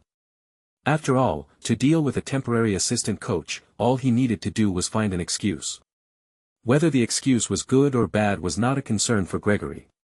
As long as he could give an explanation to the club president, G.I. Smith, that was enough. After spending half an hour in the office, Gregory returned to the training field. He came to find Wan Sheng. He had only walked around the training field and asked Giamares, but he still couldn't see Wan Sheng. Just as he was about to leave to go back to his office, he saw Ian Taylor and Lee Morris together, chatting and laughing as they prepared to leave the training field. Ian. Gregory beckoned Taylor over. Taylor seemed very pleased. Mr. Gregory, thank you. Wan Sheng is a very capable person. He said he would come up with a training plan to help me. I didn't have much hope, but I didn't expect him to actually do it. What? Gregory was a little stunned. You mean he agreed? How is that possible? He's definitely lying to you. Taylor was a little puzzled. Mr. Gregory, wasn't it you who introduced Wan Sheng to me? You even said he was very capable. I didn't believe it at first, but now I do. No. Gregory didn't want Taylor to know he was bluffing him, otherwise no player would believe him anymore. He could only squeeze out a few words through gritted teeth. Yes, he really is excellent. Taylor nodded and pointed to Morris over there. Thank you again, sir. Lee is still waiting for me, so I'll be going now. Well then, goodbye. Gregory waved to Taylor. Before leaving, Taylor glanced at Gregory twice. He felt that the head coach seemed a little strange, but he didn't think much of it and left with Lee Morris. Behind him, Gregory watched Taylor's limping figure and cursed inwardly, idiot. He said he could help you, and you believed him. What an idiot. He didn't even consider that Taylor's trust in Wan Sheng was largely due to him. Chapter 10, Mission System. Wan Sheng returned to the small hotel in Manchester once again. He had mixed feelings. This place holds great significance for him. He has lived here since his transmigration, and it is also the place left behind by the former Wan Sheng. Although it doesn't belong to him at all, he still feels a sense of familiarity with it. It's time to leave now. It was a real departure. After all, this was just a small hotel, not a place that truly belonged to him. He was going to move all his belongings to Derbyshire, where he would find a new home. Perhaps this is a new beginning. Absolutely. Wan Sheng thought this with absolute certainty. Since his transmigration, everything has gone wrong for him. The previous Wan Sheng was far more successful than his life. Ever since McGinnis fired him, he has been experiencing all sorts of failures. Life is full of failures, which are inevitable, but Wan Sheng hates failure. He's been through too much. From his previous life to now, he couldn't think of anything that made him successful. There was nothing. Even after taking over the body of the former Wan Sheng, it was the same. He didn't use McGinnis's incriminating evidence to secure his job at Manchester United. Despite having a perfect resume, he was rejected time and time again, ridiculed, mocked, and looked down upon. He has always been a failure. He never said it aloud, but he kept it in his heart. Now he had his first success, which was when Derbyshire chairman Jim Smith offered him a job. He succeeded, and it was the only success he could think of. He was determined to change his life from there. He has to succeed. Wan Sheng clenched his fists tightly. He is not only determined to succeed, but he already has the resources to succeed. Today was not a good day for Wan Sheng. In the morning, he met with the first-team head coach, Gregory, who disliked him. In the afternoon, Gregory assigned him a task that was almost impossible to complete, and he lamented that it was not easy to be a subordinate. Now he has no regrets at all. Perhaps to others, Taylor's problem seems completely unsolvable, but it's different for him because he has something that others don't, which is also a blessing from God, the football training master system. Upon hearing about Ian Taylor's situation, his first reaction was, "This is completely impossible," but after checking the football training master system, Wan Sheng realized that it was actually quite easy for him. A football training master is someone who is born specifically to design training programs. As Ian Taylor trusted Wan Sheng and asked him to help develop a training and recovery plan, he also became Wan Sheng's player. Consequently, the football training master system interface changed, with several newly refreshed messages prominently displayed in the lower left corner of the system messages. You gained Ian Taylor's trust, and Ian Taylor became your player. You now own a player, the player status system is now available.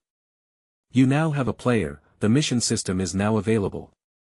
You now own a player, the guild system is now available. Congratulations on achieving the Own Your First Player achievement. You have gained 10 experience points. Your journey to becoming a training master has begun. All of the above were system messages that appeared after Taylor became his player. He wasn't surprised by these messages, he was already prepared for them. What surprised him was the task system. Open the mission system interface, and you will see a row on the left labeled Your Players. The list is quite long, but it only contains one player, Taylor. The right side is divided into two sections, one is Your Missions, and the other is Missions Received by Your Players. Both categories are completely blank. At first, Wan Sheng was a little confused, but after clicking on Taylor's name on the left, the mission system interface immediately changed, displaying Taylor's various physical attributes, including offensive ability, defensive ability, physical fitness, stamina, stealing ability, speed, dribbling speed, and many other attributes. Each attribute was marked with the red text Unacceptable Mission. The only attribute that shows acceptable tasks is the bottom one, Physical Condition. Physical Condition, 41/71, extremely poor, acceptable task. The acceptable tasks option was highlighted, and Wan Sheng already knew that this meant there was content after clicking it. He clicked on it and saw a small screen window on the right, which displayed the details of the acceptable tasks. Accelerate recovery. Ian Taylor is injured, and his physical condition is extremely poor, requiring a long time to fully recover and return to play. A football training guru has provided him with a task to accelerate his recovery. You can help Ian Taylor with some special training. Task details, repeatable. Eat 2 eggs, a chicken leg, a steak, drink 2 glasses of milk and a can of beer, walk 1 kilometer, do 100 leg stretches, take 20 deep breaths, and rest with your eyes closed for 10 minutes without sleeping. Mission reward, physical condition increases by 1. Tip, Ian Taylor gains 0.5 experience points for each accelerated recovery she completes. After seeing this task, Wan Sheng really wanted to complain a bit. Eat 2 eggs, a chicken leg, a steak, drink 2 glasses of milk, and a can of beer. What kind of training is this? And what does it have to do with Taylor's leg injury recovery? If I had to force an explanation, I could only say that getting more nutrition would be good for Taylor's health, but everyone has to eat every day, and the food combinations in the mission aren't necessarily the best for the human body. As for the actual training content, Wan Sheng couldn't say there was anything wrong with it. If you have a leg injury, the suggestion to walk a kilometer might seem positive, as exercise can improve blood circulation and potentially help the injury. However, it's also easy to see why someone with a leg injury would walk a kilometer. Doesn't the injury seem severe enough? Wan Sheng was lost in thought, but he was very satisfied with the system's reward. Each completed mission restores 1 point of health, and the missions are repeatable. He could have Ian Taylor do it once a day, and 1 point a day wouldn't be too little. Taylor's current physical condition is 41, and his total is only 71. That means he only needs 1 month to recover to a state of 71, which should be considered a full recovery, right? After spending 1 night in Manchester, Wan Sheng mailed all his belongings to Derbyshire the next day and returned to Derbyshire himself. At noon, Wan Sheng arrived in Derbyshire. He ate a quick lunch and was already at the club by 1 p.m. The first team players had also arrived at the training ground to prepare for the afternoon training session. Gregory was also on the training field. He was discussing tomorrow's match schedule with the players when he saw Wan Sheng approaching, so Gregory handed the job over to assistant coach Giamares. Wan Sheng, I heard you told Ian that you could help him with training. Gregory asked with a smile. Wan Sheng nodded. Yes, I think I can do it. Gregory hadn't expected Wan Sheng to say that. He had thought Wan Sheng was deceiving Taylor, just like him, but Wan Sheng's expression didn't seem like it, as if he really could do it. It's definitely fake. This Chinese guy is such a show-off. Gregory breathed a sigh of relief. If the Chinese man said he could do it, he had no reason to fire him. He could only emphasize, Ian only joined the team in the summer, but he is very prestigious and an important member of the team. I hope you can really help him recover as soon as possible. This is important for the club, for the team's performance, and for Ian. This is the first task I'm giving you, and you must do it well. The implication is that if Wan Sheng can't do this job well, he shouldn't blame him for being ruthless. Wan Sheng shrugged. He knew Gregory didn't trust him. After all, the task Gregory had given him yesterday was somewhat unbelievable. Now that he was calmly saying he could do it, Gregory probably thought he was a liar. Gregory, don't worry, I'll do a good job. He shook his head to reassure her. Facts speak louder than words. Ian Taylor's rapid recovery speaks louder than words. Chapter 11, Questioning. At 2 p.m. Ian Taylor arrived at the training ground, accompanied by a middle-aged man wearing glasses. Upon seeing Wan Sheng, Taylor quickly introduced him, "This is Davis, my personal doctor." He then pointed to Wan Sheng and introduced him to Davis, "This is the team's new assistant coach I told you about, Wan Sheng. He's very young, isn't he? He's only 25 years old." Wan Sheng and Davis shook hands. Wan Sheng was a little puzzled as to why Taylor had brought his personal doctor, but that was Taylor's problem, so he didn't pay much attention and handed Taylor the written training plan. "This is for you." It was a 2-page training plan. The contents were very detailed, including what time Taylor should go to bed, what to eat in the morning and evening, what training to do in the morning and afternoon, and so on. It even specified the 20 hours of the day. This was a plan that Wan Sheng had created based on the mission content and the sports science in his mind. He added a lot of things to it, but the actual training was only what the mission specified. After all, too much training would cause fatigue, which could easily lead to further injuries. Taylor took the training plan and read it carefully. After he finished reading it, he handed the training book to Davis and smiled. "It's very professional, isn't it?" I knew Wan Sheng was a capable person. Davis didn't look up, he simply took the training plan and looked at it. Both of them waited for Davis to speak. Wan Sheng understood a bit. It was probably because Taylor and Davis were talking about training, and Davis was worried that something might go wrong, so he came to the club with them. He didn't care. This training plan is simply based on the task content, with some added dietary and exercise content based on sports science. Not to mention that the football training master system will definitely help with recovery. Even if it doesn't, the training plan itself is still beneficial to the injured player. However, Davis frowned slightly after reading it once, pointing to one of the lines and questioning, "Mr. Wan Sheng, it's not that I don't trust you, but don't you think it's a bit too much to make Ian walk 1,000 meters every day? That's 1,000 meters, and his calf is injured, so he can only walk with a limp. I don't think walking a kilometer will have any effect on his body. That's not running, it's just walking." He walked several hundred meters from outside to here. Wan Sheng shook his head. That's true. But Davis still felt that 1,000 meters was too much. He pushed up his glasses and asked, "Could we reduce it a bit? I'm worried that it might affect Ian's leg and could even cause the wound to reopen." No, it absolutely cannot be reduced. 1,000 meters is a must," Wan Sheng said solemnly. The items he added himself could be reduced, but walking 1,000 meters was part of the task, and there could be no compromise on that. In order to gain the players' trust in him in the future, he had to stick to the training content without any room for negotiation. He had already thought all of this through. Davis seemed surprised that Wan Sheng was so unsympathetic. He shook his head and said to Wan Sheng, "I think I should talk to you alone."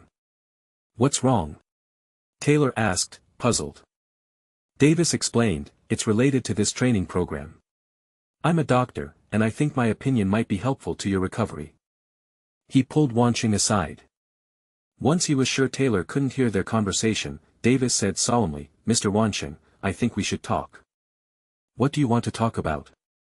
"Regarding the training plan you devised for Ian. Is there a problem?" Wan Sheng shrugged. "Of course," Davis said. "I don't think any training method can really help Ian recover faster. You probably don't know, but Ian was so eager to play against Aston Villa that I told him that some good coaches could help. That was just a consolation prize, but I didn't expect him to come to the training ground to find you, and you even lied to him and said you could do it." "I can definitely do it." No. "Mr. Wan Sheng, we should be honest, don't you think? This is impossible. You should think the same as me, that we should comfort Taylor, give him a goal, and keep him hopeful, which will help him recover from his injury. But I think you've gone too far. This training plan requires Taylor to walk 1,000 meters every day, plus other small events. I think this might make him a little tired, and it might also cause his wound to rupture. There is a risk. I won't tell Taylor the truth, I just hope you can cut back on some of the details," Davis said sincerely. Wan Sheng frowned. He knew Davis meant well, but the training program absolutely could not be reduced, there was no room for doubt. "Dr. Davis, I appreciate your kindness, but I really can help Ian.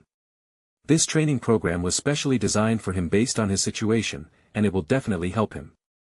Davis frowned, he hadn't expected the Chinese man in front of him to be so stubborn. He opened his mouth, but suddenly didn't know what to say. He originally thought that both sides could be honest with each other. After all, the idea of making a training plan to help recover from injury was something he made up, but this Chinese man actually thought it was possible. How could that be? "Madman," Davis cursed inwardly.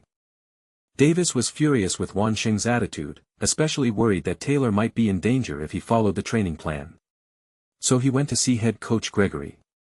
In his mind, Gregory was the Derby County head coach and Wan Sheng's boss. If he stood up to stop him, that crazy Chinese man wouldn't do it.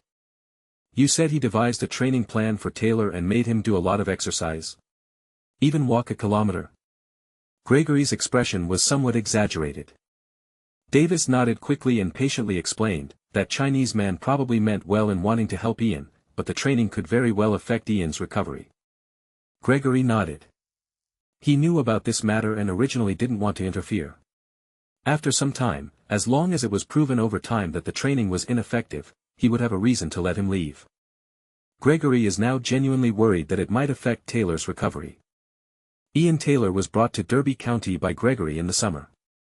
Gregory envisioned Taylor playing a significant role in the forward line, but the team's forward line is currently facing problems. Derby County has gone 2 games without scoring, and Taylor's return should at least bolster the forward line. Moreover, Taylor was once a legendary Aston Villa player. Even though he is older now, his physical fitness has declined, and his form has also declined considerably. He is still not comparable to ordinary players. The sooner Taylor recovers, the sooner he can contribute to the team. We can't delay his recovery. Then let's go and stop that Chinese man, and use that as an excuse to make him leave, Gregory decided. When Gregory and Davis returned to the court, Wan Sheng was explaining the training plan to Taylor. The plan was very simple, but Wan Sheng still explained it in detail and emphasized that Taylor had to remember some things. Those were all requirements of the task. As Wan Sheng was explaining, Gregory walked over excitedly, took the training plan, glanced at it, and demanded, "Can you give me an explanation for this?" "What explanation?" Wan Sheng was a little confused. "Why did you make Taylor walk a kilometer every day and tell him it would help him recover from his injury? Don't you know Taylor's calf is injured? I've never heard of such a thing before. How can you be so sure it will help Taylor?" "I need an explanation," Gregory said curtly. Wan Sheng shrugged and asked in return, "Mr. Gregory, do you also understand sports science?" Gregory was speechless for a moment. He doesn't know anything about sports science. He's a coach who started as a player. He didn't even go to college. How could he possibly study science? He said, somewhat angrily, "I don't understand those things. All I know is that your damn training plan shouldn't be used on Ian." The players were resting on the training field when they saw Gregory and Wan Sheng arguing, and they all gathered around. Wan Sheng was furious. He didn't understand why Gregory was always picking on him. It was Gregory who had given him the task, and he had done it properly, but Gregory came over and questioned him directly. He took a deep breath and said to Gregory, "Mr. Gregory, you are the head coach, and I have always respected you. Since you have entrusted this job to me, you should trust me.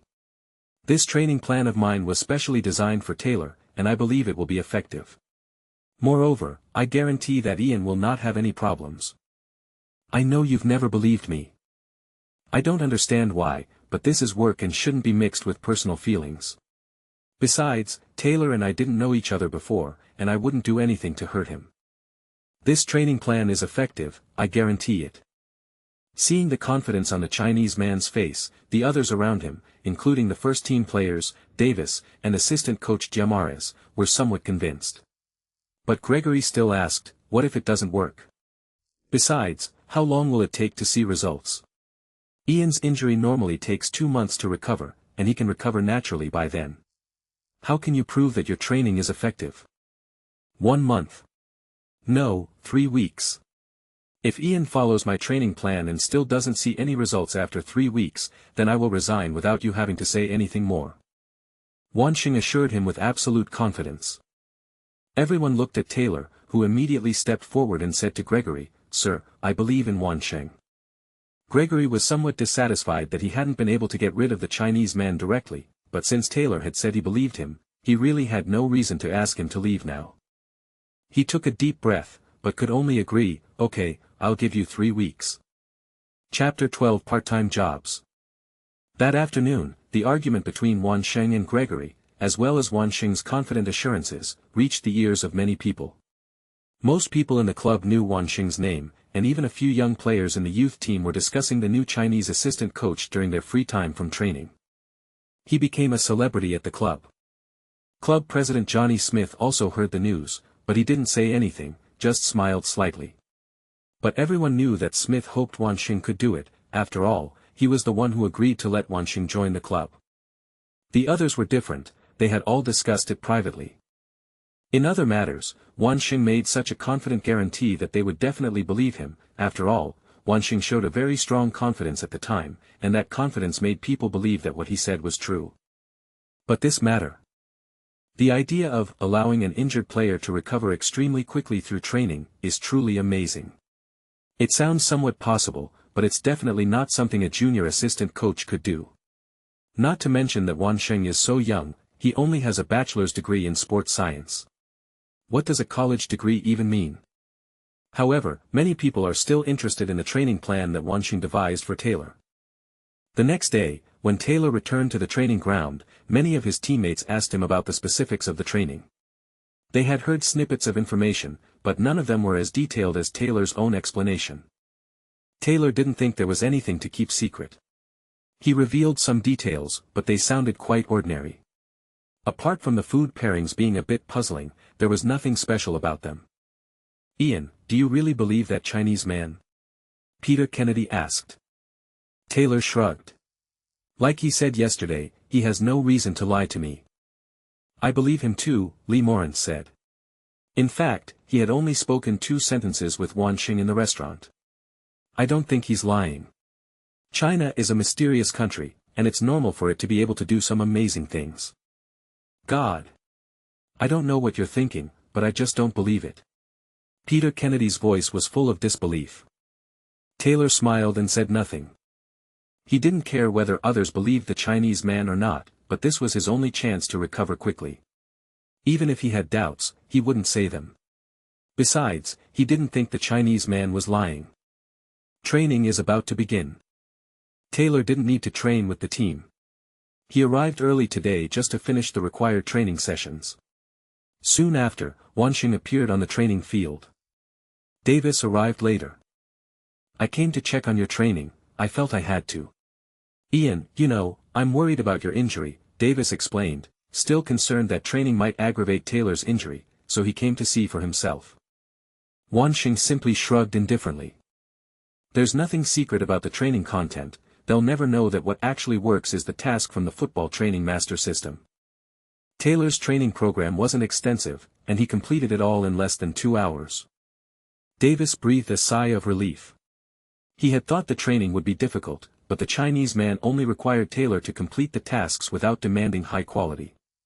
For example, the 1,000-meter run that he was most worried about was actually only completed by Taylor in less than 2 laps before the Chinese man made him stop. "All right, Ian, that's enough. Adding the few hundred meters you walked to the training ground, you've met the requirements," Wan Sheng said. Taylor slowly walked back. 700 meters is nothing for an ordinary person, they can easily complete it by running continuously at high speed. However, it was still a bit difficult for him with a leg injury. Other training content, including some small exercises added by Wan Sheng, will not cause any problems. There is even a muscle stretching exercise unrelated to the leg injury. Wan Sheng explained that this will ensure that Taylor's whole body is in the best condition after recovery. In short, before the morning was over, Taylor and Davis left together. Once the two left, Wan Sheng was left without work. He wanted to help the first-team players with some training and participate in the specific training content, but Gregory wouldn't let him get involved at all. The task assigned to him was similar to that of a porter, mainly moving some training equipment. Wan Sheng felt a little helpless, but he knew that his coaching work had only just begun and he couldn't ask for too much. The club's work ended at 5 p.m. Wan Sheng's job was quite easy. Apart from training Taylor, he was just a handyman at the club and didn't have to rack his brains to solve other problems, so he was very free after work. This kind of life is easy, but Wan Sheng still has other troubles.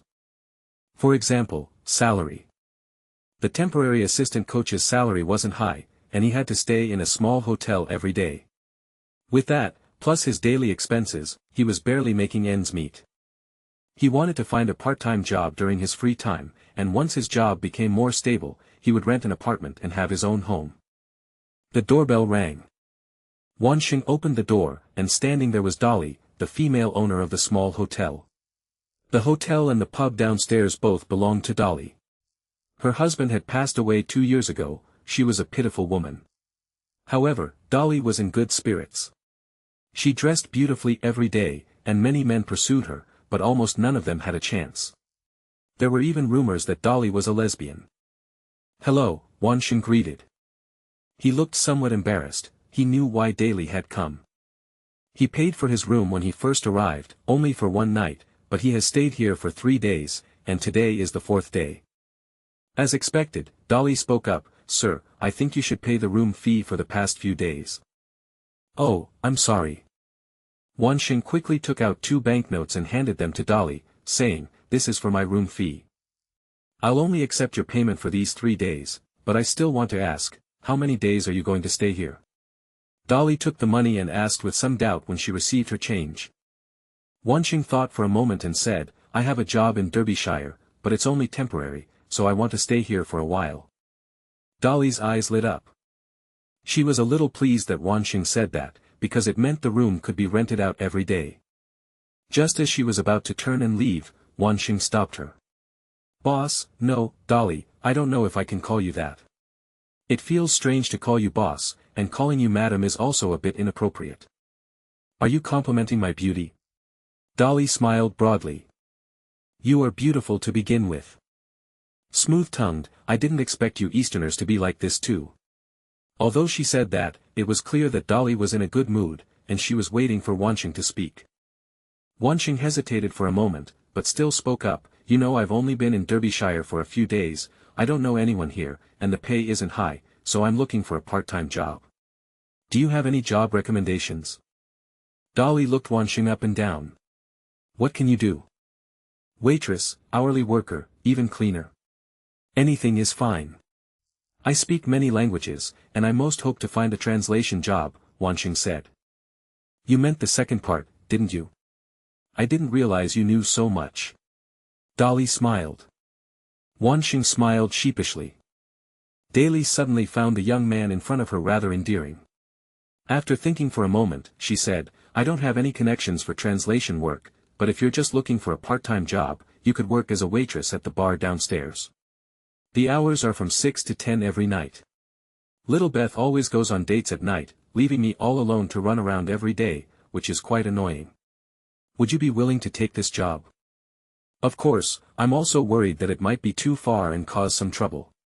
Wan Sheng nodded in agreement. Then it's settled. Dolly thought for a moment and said, "As for the salary, how about this, if you come to work, I won't charge you for the room, okay? You can also have a vacation occasionally, but not too many, the work at the pub is still very busy." "Okay." The two eventually finalized their agreement. Working 4 hours a day can cover a day's rent, which makes sense. Wan Sheng is happy to have found a part-time job without leaving home. Having lived at the bottom of society in his previous life, he had done all sorts of jobs, and being a waiter was no challenge for him at all. And so Wan Sheng began his life, going back and forth between the club and the tavern. Chapter 13, The Mysterious Chinese. A week has passed. Throughout the week, Taylor came to the training ground every day and, under Wan Sheng's guidance, completed every training task outlined in the training plan. The same routine every day. For the first 2 days, Davis followed Taylor, but by the 3rd day, when Davis realized that this kind of training would not aggravate Taylor's injury at all, he was completely relieved. The same goes for everyone else. For the first few days, they were interested in the training plan that Wan Sheng had devised for Taylor. Although they didn't believe it, they were still interested in knowing what the training actually entailed. This became a topic of conversation over tea. Some talked about it as a joke, while others just gossiped about it. Very few people truly believed that the training was effective. Now a week has passed and Taylor still comes every day, but no one pays attention to his training anymore. The people in the club looked at Wan Sheng with a sense of indifference. They didn't think Wan Sheng's training could really be effective. Everyone agreed that this Chinese man would leave in 3 weeks. What was there to care about when someone was sure to leave the club? There is none left. Not only the club staff, but even Taylor himself didn't have much confidence. At first, he held on to a sliver of hope that Wan Sheng would succeed, but after a week of training without any changes, could it really be effective? He held on to a sliver of hope, but deep down he remained highly skeptical. He wouldn't tell Wan Sheng, and he continued to train, but with this thought in mind, he neglected some of the essential training content. This happened on the 8th day. As with every day before, Taylor arrived at the training ground early, and many people greeted him as he passed by. "Ian, here he comes again." "Hi." Taylor waved to his teammates and headed straight for the training field. He found Wan Sheng, who was sitting and resting on the grass. Unlike the other assistant coach, Jamares, Wan Sheng was quite relaxed, especially in the morning. His only job was to instruct Taylor in training, and Gregory would not assign him any tasks. This kind of job is so comfortable. Wan Sheng sat on the grass, looking up at the sky. The white clouds, the blue sky, and the green grass reminded him of when he first transmigrated and saw a group of kids playing football at Carrington Training Ground. The environment was very similar, and he was also standing on the field with nothing to do. "You have so much free time," Taylor said with a smile as she walked over. "They're here." Wan Sheng greeted them, remained motionless on the ground, and said directly, "Go run laps, the same as usual, 2 laps." Taylor nodded. Although he didn't really believe it would help his injury recovery, after a week, he had gotten used to this rhythm of life. He treated it as a morning exercise, which was better than staying at home and lying lazily in bed. Taylor went for a run. The rest of the team was also running laps under the direction of assistant coach Giamares, and they were running much faster than Taylor. They passed by Taylor twice during his laps, and some even waved to him. Someone brought up the issue again, saying, "Ian, you might as well stay home, it's so much easier. I'd love to have an extra day off." The others laughed along with them. They weren't mocking Taylor for his injuries or anything like that. Although Taylor only joined the team in the summer, he was once Aston Villa's star player and is still highly respected in English football. They were simply puzzled by his belief in Wan Sheng. Taylor just smiled and didn't say anything. The lap was over soon, and Taylor slowly walked towards Wan Sheng. As usual, Wan Sheng also stood up from the grass. The only difference was that he didn't have his usual smile on his face, instead, he looked much more serious. Taylor was somewhat puzzled. The other players who were running over also saw the expression on Wan Sheng's face. Just as they were wondering what had happened, Wan Sheng shouted at Taylor, "Ian! You didn't eat as planned this morning." Taylor was a little stunned. Not only him, but even the other players who were about to run over slowed down. Giamares didn't know what was going on. He shouted at them from a distance not to stop, but no one listened to him. Everyone wanted to hear Wan Sheng and Taylor's conversation. "I did it." Taylor saw the unusual seriousness on Wan Sheng's face and panicked, so he blurted out. "No, no, no.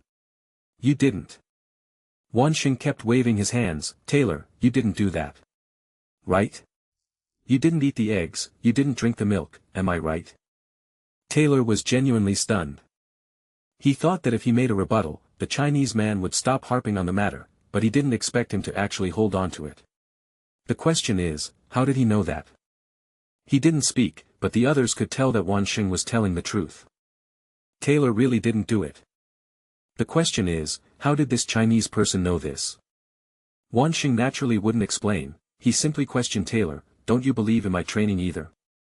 I told you that as long as you follow my training, you'll recover quickly. You have to believe that. But today you slacked off. Maybe you don't think it's a big deal, but it will make all your hard work for the day go to waste. Is it that serious?" But that didn't seem to be the point. Taylor was still a bit dazed. He stared blankly at the Chinese man in front of him, his mind filled with one question: how did he know that? Did he monitor my life? Taylor shook his head inwardly. Not to mention the Chinese man in front of him, even if those tabloid reporters and paparazzi wanted to monitor his life 24 hours a day, it would be impossible. This Chinese man didn't even know where he lived. It just didn't make sense. Others had similar thoughts, and they all looked at Wan Sheng with a strange expression. Wan Sheng knew what they were thinking, but he didn't care. This might make others believe in his training more, and Taylor would have more confidence in it. Your daily training and diet, especially the points I've emphasized, are all essential. Each one will play a significant role in your recovery. It's only been a week, so you may not feel the effects yet, but I believe that by next week, you will clearly feel that your recovery is much faster. I hope you can persevere instead of being indifferent to training. If you want to recover before the Aston Villa game, you have to listen to me, you absolutely have to, you have to do everything I ask. Do you understand what I mean, Ian? Okay. Taylor nodded quickly. To be honest, even the head coach Gregory wouldn't dare to criticize him like that. After all, he was a former star player, and even in a small team like Derby County, he was one of the best players and was highly respected by his teammates, especially the younger ones. No one can accuse him of that. But when the Chinese man in front of him accused him, Taylor suddenly felt speechless, or rather, felt it was only natural. More importantly, this Chinese man was really mysterious. How could he know that he hadn't eaten eggs for breakfast? What else didn't he know? He's really mysterious and amazing. The way others looked at Wan Sheng had changed. Before, they thought Wan Sheng was just bragging, and that he just wanted to rely on Taylor's recovery training to get a few more days of training. They thought he was a fraud, but now they didn't think so. Since this Chinese man even knows that Taylor didn't eat according to the training in the morning, it's only natural that his training is effective, right? Suddenly, Wan Sheng became somewhat mysterious. Wan Sheng simply stood there, his movements as usual, his clothes the same, and his appearance unchanged. Except for the change in his warm smile to a serious one, he was almost no different. But at this moment, in everyone's mind, Wan Sheng seemed to be surrounded by a mysterious halo. Mystery, that's what makes someone trustworthy. Chapter 14, Inspection Results. Wan Sheng became magical. Many people used to think Wan Sheng was crazy. He actually said that training can help recover from injuries, and even claimed that he could help Ian Taylor. To most people in the club, this was a joke. Those training sessions might have some effect, but the effect certainly won't be significant. The fact that this Chinese man made a deal with Gregory that he would resign if there were no results in 3 weeks was an even crazier decision. If he kept his promise, he would definitely leave the club in 3 weeks. So these days, apart from a few players like Lee Morris who have a good impression of Wan Sheng, everyone else completely ignores him and doesn't even say a word to him when they meet.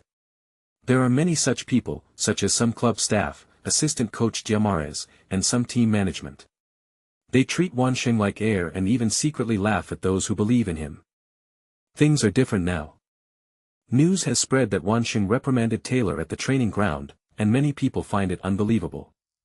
They think it's impossible. How could he know whether Taylor ate eggs or drank milk in the morning? How did he know? Those who didn't see it with their own eyes simply didn't believe it, no matter how much others explained it. Those who did see it with their own eyes, however, became curious about Wan Sheng. They privately questioned Taylor about what happened that day. Taylor was also surprised. He assured them that he had not conspired with Wan Sheng. The others believed Taylor's statement, since Taylor had no reason to do so, and the Chinese man could not have known Taylor before. "I've always said he was capable, and now I believe what he said is true," Taylor said. Others also found it believable. This new assistant coach might actually have some talent. Who knows? Considering how calm he was that day, it didn't seem like he was lying at all, and his usual behavior didn't seem like that of a madman. So he might really be a capable person, using training to help him recover extremely quickly. Others can't do this, but maybe he can. I heard he had excellent grades in university and was fluent in 7 languages.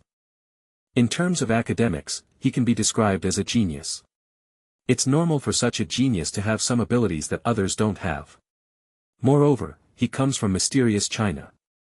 But most people still don't believe it. It's hard for anyone who hasn't actually seen it with their own eyes to believe such a thing. One of them was head coach Gregory, who was in his office preparing for the next game that morning and wasn't even on the training field. He only learned the gist of it when he heard the players talking about it that afternoon. He specifically asked Giamares about it. Giamares was standing some distance away, but he knew the details. After he finished speaking, Gregory immediately shook his head dismissively.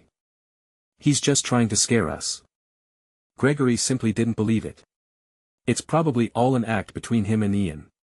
Taylor trusted him a lot and trained with him every day. I think that explains everything. He nodded affirmatively after speaking. "But sir, if Taylor believes his training is effective, then you have no way to prove it's ineffective," Giamares hesitated. He knew why Gregory wanted to get rid of Wan Sheng. From his own perspective, he didn't really care whether Wan Sheng left or not. After all, he was Derby County's assistant coach. Gregory doesn't have his own coaching staff at all. Gregory waved his hand. "I don't need to prove anything. Even if Taylor says the training is effective, how effective is it exactly? Taylor can't recover in 3 weeks, and he can't possibly recover in a month. If he hasn't recovered in a month, I have a reason to fire him." That's true. Although Gregory didn't believe it, quite a few others did, such as Taylor's friends, who knew Taylor couldn't possibly lie to them, so they were also curious about Wan Sheng. From that day on, people started paying attention to Taylor's training again. The training was still the same, and the days were still leisurely, but Wan Sheng knew that he had attracted a lot of attention. This was good news for him, proving that people were slowly starting to believe in him. Another week has passed. Taylor trained diligently every day for 2 weeks. After completing one round of training, his physical condition recovered by 1 points. Over the 2 weeks, he recovered a total of 14 points. With the addition of natural recovery, his physical condition had reached 61/71, which was 20 points higher than 2 weeks ago. At this rate, Wan Sheng estimated that Taylor would be fully recovered in another week. That morning, as Taylor finished training and was about to leave, Wan Sheng stopped him. "Ian, you've been training for 2 weeks straight. I think you should have recovered quite a bit. You can go to Davis for a checkup today." Taylor nodded and replied, "I will." He had a smile on his face. A week ago, he still had doubts about Wan Sheng's training, but now they are completely gone. His calves are no longer painful, he walks normally, and he no longer limps. This indicates that the injury is healing very quickly. Of course, I haven't fully recovered yet. For example, when I do strenuous exercise, the injured area still hurts, but it's definitely much better than it was 2 weeks ago. Taylor couldn't believe that he could recover to this extent in just 2 weeks. He believes it's thanks to the training. So Taylor listened to Wan Sheng's advice and went to see Dr. Davis in the afternoon to have a full examination of his legs. An hour later, the test results came back. Davis walked over with the form in hand, his face full of surprise. "Ian, I can't believe you've recovered so quickly. I dare say your leg injury will be fully healed in another 3 weeks. Real?" Taylor's mouth dropped open in astonishment, her face filled with disbelief. He knows he's recovering quickly, but exactly how quickly depends on the test results. After all, football is not a game, even a minor injury can prevent you from playing. The recovery Davis was referring to was a full recovery. When he was injured, Davis said it would take at least 2 months to fully recover, and that was a conservative estimate. And now, just over half a month later, it's down to 3 weeks. Davis nodded affirmatively. "I mean the normal recovery speed. If it really is the Chinese man's training that's working, your recovery speed will be even faster. Will it be 10 days? Or a week? I can't be sure right now." He shook his head with a wry smile as he spoke. As a doctor, one shouldn't believe such a thing, but the facts are undeniable. Taylor's recovery speed has indeed accelerated. He initially thought the Chinese man was crazy, but now it seems that the guy is actually quite capable. Perhaps he should take some time to talk to him about his injury recovery. Davis thought to himself. Taylor was overjoyed. He wasn't sure if the training was really effective before, since physical sensations can be deceiving, but now Davis is telling him definitively that the training is quite effective and he will recover quickly. This means he won't miss the match against Aston Villa. He couldn't wait to recover and get back into training so that head coach Gregory would field him instead of having to rest and recover every day. He was fed up with this kind of life. The news quickly spread throughout the entire Derby County Club.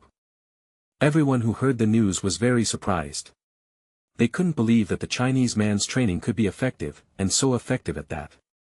2 weeks, just 2 short weeks. It seems that the Chinese man's promise to Gregory that it would last 3 weeks was a very conservative estimate. As expected, this guy is capable, thought one of the few who believed in Wan Sheng. How is that possible? Those who didn't believe it before were very surprised. The most unusual group was those who initially didn't believe in Wan Sheng. Even though Taylor's recovery was faster, they attributed it to Taylor's strong physique and naturally faster recovery than the average person. As a result, their view of Wan Sheng became a lucky guy. Whether others believe it or not, at least there aren't as many people spreading rumors anymore. Wan Sheng's life at the club has become much better. People would greet him warmly on the street, and some players would chat with him on the training ground. He shed the label of he would definitely resign in 3 weeks and became the de facto assistant coach of Derby County's first team in the eyes of others. Although he is still a temporary worker, after this incident, everyone believes that Wan Sheng will be able to become a permanent employee. Compared to Wan Sheng's good days, Gregory was somewhat exasperated. He was one of those who attributed the problem to Taylor's strong physique and naturally faster recovery speed than the average person. He simply didn't believe that Wan Sheng had that ability, and even if Wan Sheng did, he wouldn't allow a club chairman, Jim Smith's man, to interfere in team affairs. He still didn't give Wan Sheng a friendly look on ordinary days. Wan Sheng is not allowed to interfere with the team's normal training, let alone the games and tactics. Wan Sheng was happy to have some free time. He always believed that as long as he had the ability, even if Gregory restricted his work and limited his rights in the team, there would definitely be players who would come to him. For example, right now. Richie Ferdinand, a lousy guy. Chapter 15, 2 Jobs. Richie Ferdinand is a midfielder for Derby County. He is 1.77 meters tall and physically strong. However, while not particularly tall or short, his technical ability is rather awkward. He lacks the agility of shorter players and the height advantage of taller players. Ferdinand's abilities in all aspects are average, with nothing particularly outstanding, so since arriving at Derby County a year ago, he has always been a second-rate substitute in midfield. He is 26 years old this year. At this age, being a substitute for a League One team means his career has essentially reached its peak. It will be very difficult for him to continue to improve, since not every player can achieve great things later in life. However, Ferdinand still hopes to become a key player for Derby County, and he has been working hard to perform since Gregory took over as manager. At the start of the new season, Ferdinand's performance has been acceptable. He hasn't had any particularly outstanding plays, but his solid and stable defense has earned him more playing time. In the last match, Ferdinando started the game. This was Ferdinand's first start for Derby County this season, which may be related to the inconsistent performance of the team's two main midfielders, but Ferdinand did get a chance and even scored a goal. Gregory praised his performance and privately promised to give him more playing time when he returned. This delighted Ferdinand, but perhaps he was a little too overjoyed. During yesterday's tactical training, Ferdinand was quite active, and then he twisted his ankle when he fell. The doctor diagnosed that it would take 10 days to fully recover. Ferdinand felt desperate. For him right now, playing time is extremely important. He will miss 3 games after being injured and resting for 10 days. More importantly, he will definitely lose his starting position once he recovers. But Ferdinand had no other choice. After thinking it over, he realized that Wan Sheng might be the only one who could help him. So he came to Wan Sheng, hoping that Wan Sheng could help him just as he had helped Taylor. I hope to recover quickly. I'm not afraid of hard work or suffering. Ferdinand's expression was resolute. Wan Sheng looked serious, but inside he was overjoyed. Injuries are a common problem in any team. After his training with Taylor had proven effective, it was like he had made a name for himself, showing others that he could help them. So, whenever an injury occurred, players who wanted to recover would definitely come to him. This is his confidence. But to his surprise, it happened so quickly. Before Taylor had fully recovered, someone else was already looking for him. This would only benefit Wan Sheng, so of course he wouldn't refuse. So after exchanging a few words with Ferdinand, he solemnly said, I need the doctor's detailed diagnosis report, and then I will try to help you develop a recovery plan, but I cannot guarantee that it will work. He had a reason for wanting the diagnostic report. He hadn't thought about this issue before. If he produced a training plan that was highly effective without knowing anything, it would be too shocking to others. It would be more reasonable to take a diagnostic report, study it, and then provide a specific training plan. Ferdinand nodded understandingly, his face full of gratitude. Okay, Mr. Wan Sheng, thank you so much. Wan Sheng waved and smiled, you're welcome, it's my job. He found the title, Mr. Wan Sheng, to be pleasant to hear. Everyone usually calls him Wan Sheng, but he is, after all, the assistant coach of the first team. Such a prestigious position is actually being addressed by his name directly, which really annoys Wan Sheng. But there is nothing he can do. His age is what it is. He is only 25 years old and is not even as old as Fei Dingnan in front of him. It is difficult for others to have any respect for him. So he started to find Ferdinand much more agreeable. This guy is dark and a bit scary, but at least he's very polite. After chatting with Ferdinand for a while, it was almost noon, so Wan Sheng went to the club restaurant for lunch. The club restaurant provides nutritious meals, focusing on nutritional balance rather than taste, so many team members don't eat there and prefer to go out to eat. Team coaches are even less likely to dine here. Wan Sheng is an exception. He's struggling financially right now and doesn't care about the taste of the food.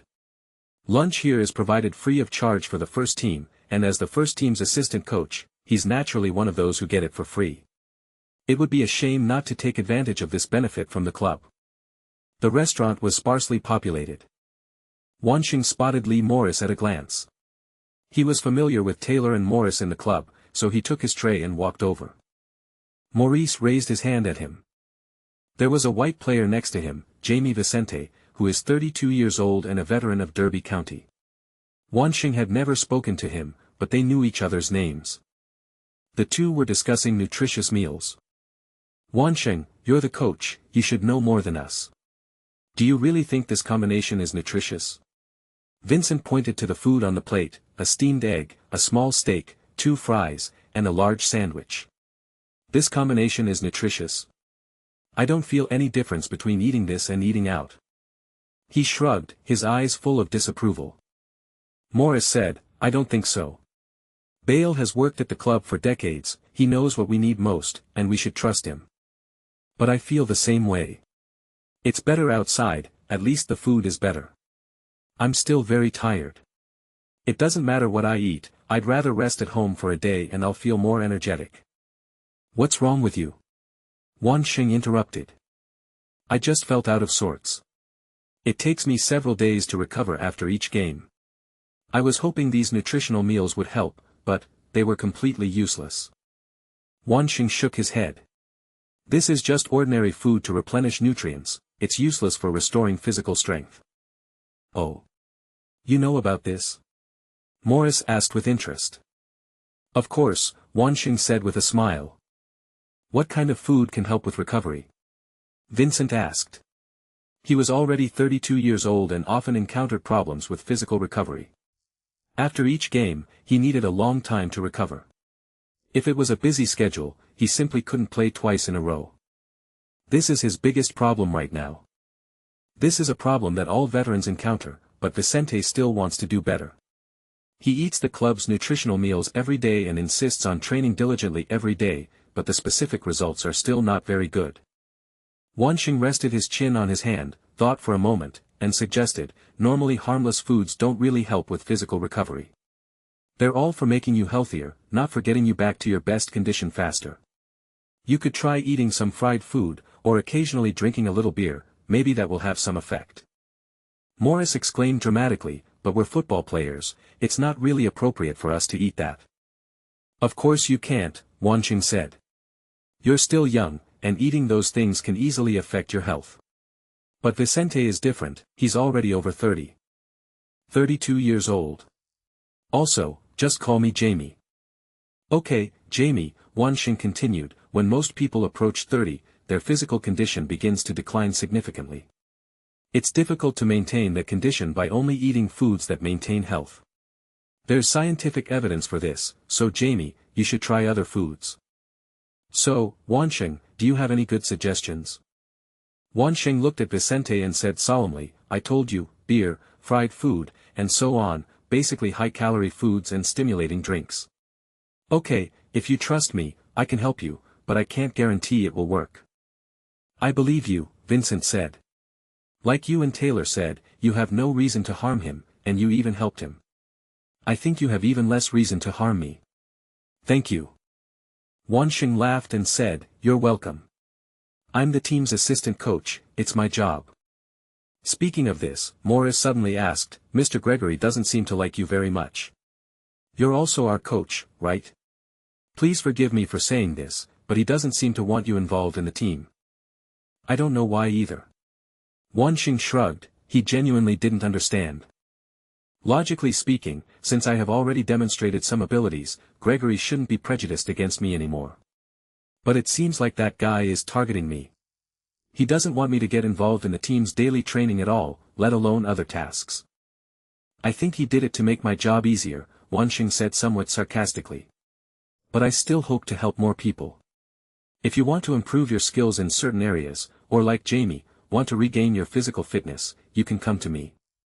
I think I can provide some assistance. Morris nodded and smiled. "I'll remember that, and I'll tell other people too." "Thank you," Wan Sheng said sincerely. Chapter 16, The Little Report. That very evening, Wan Sheng began preparing training plans for Ferdinand and Vicente. Ferdinand's situation is similar to Taylor's, both are recovering from injuries. In the world of football training master, the only task available to him is to accelerate his recovery. Unlike Taylor, Ferdinand's situation is much better. After this period of research, Wan Sheng has a general understanding of the meaning of the physical condition data. Generally speaking, the maximum value is the state in which a player can play. Under normal circumstances, the value will exceed this value. The extent to which the value exceeds this value indicates a player's level of health. For example, a lack of exercise for a long time will lead to excessive fat content and a lower level of health. People who train regularly will have better endurance and physical fitness. Both are actually healthy and in a state where they can participate in competitions, but there is a difference in their level of health. The maximum physical condition value is the numerical value that measures whether a player can play, while values exceeding this value represent the current physical health level of the player. Ferdinand's physical condition is much better than Ian Taylor's, with a rating of 79 out of 84. Even when injured, his rating is still much higher than Taylor's, which is the advantage of youth. But he's still injured, and he'll need at least 5 points in his stats to get back on the court. These 5 values would generally take about 10 days to recover through rest, but with the help of the football training master's tasks, they can recover a little more each day. This recovery speed is not just doubled. Wan Sheng checked and found that Ferdinand's condition was different from Taylor's. He had sprained his ankle, but it was just a minor injury. The location of the injury was different from Taylor's, so the mission requirements were also different. Accelerate recovery. Rishi Ferdinand is injured, and his physical condition is poor. It will take considerable time for him to fully recover and return to play. The world of football training masters has offered him a task to accelerate his recovery. You can help Rishi Ferdinand with some special training. Task details: repeatable. Eat 3 chicken feet, 200 grams of fried chicken pieces, and 100 grams of fried beef tendon. Drink a glass of chilled red wine and a glass of milk. Walk 300 meters, keep your ankles still for 1 hour, take 20 deep breaths continuously, and rest with your eyes closed for 10 minutes without sleeping. Mission reward: physical condition increases by 1. Tip: each time Rishi Ferdinand completes accelerated recovery, your experience will increase by 0.5. The dietary recovery requirements in this task were far more unreliable than Taylor's. They included fried chicken nuggets, fried beef tendon, and iced red wine. These high-calorie foods and high-alcohol content drinks are practically the nemesis of athletes. From an outsider's perspective, if Wan Sheng saw someone else produce this training plan, his first reaction would be, "This guy is crazy." But now he has to be this madman. Wan Sheng smiled wryly as he looked at Jamie Vincent's information and assignment. Vincent's profile is much more complex than Taylor's and Ferdinand's because Vincent was not injured. He can accept more than one mission. In Vincent's attribute panel, almost every item is marked with acceptable mission. Wan Sheng randomly clicked into one of the tasks and checked its contents. He found that most of the tasks were unrealistic. For example, to improve Vicente's shooting skills, he needed to train to shoot 5,000 times. This was just one of the tasks, but the final reward was only a pitiful, shooting skills increased by 1. The effort and reward were really disproportionate. After careful study, Wan Sheng also began to understand. In reality, the difficulty of each task is closely related to the player's own ability and age. Vicente is already 32 years old, and he is currently in a state of overall decline in ability. It is very difficult for him to improve any particular ability. For him, it is more practical to maintain his condition and restore his physical fitness through training. In Vincent's attribute panel, the acceptable stamina recovery task is called Maintain Stamina. It is similar in nature to Taylor and Ferdinand's Accelerate Recovery tasks. Both are daily cycle tasks, but the task reward is more generous, which can directly restore 20 stamina points. Of course, the task is also more complicated. It is difficult to complete a series of training sessions in a morning. This changes the situation for the two individuals.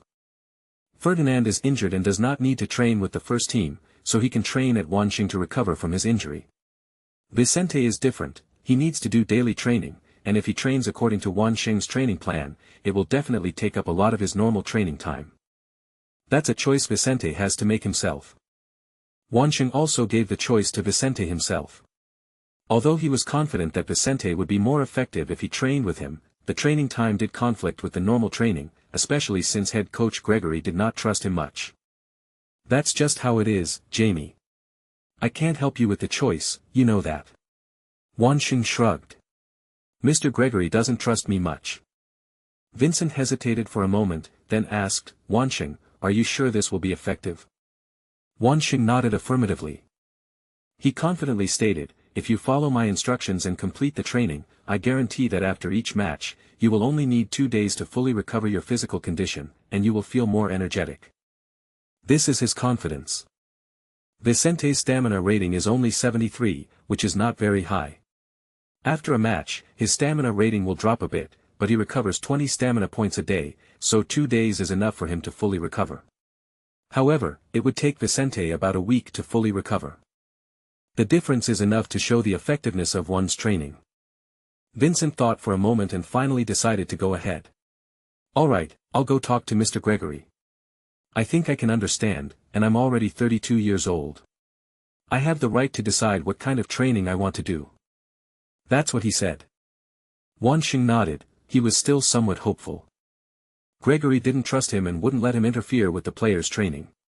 He didn't have any good solutions, after all, Gregory was his boss, the head coach, and he was just an assistant coach.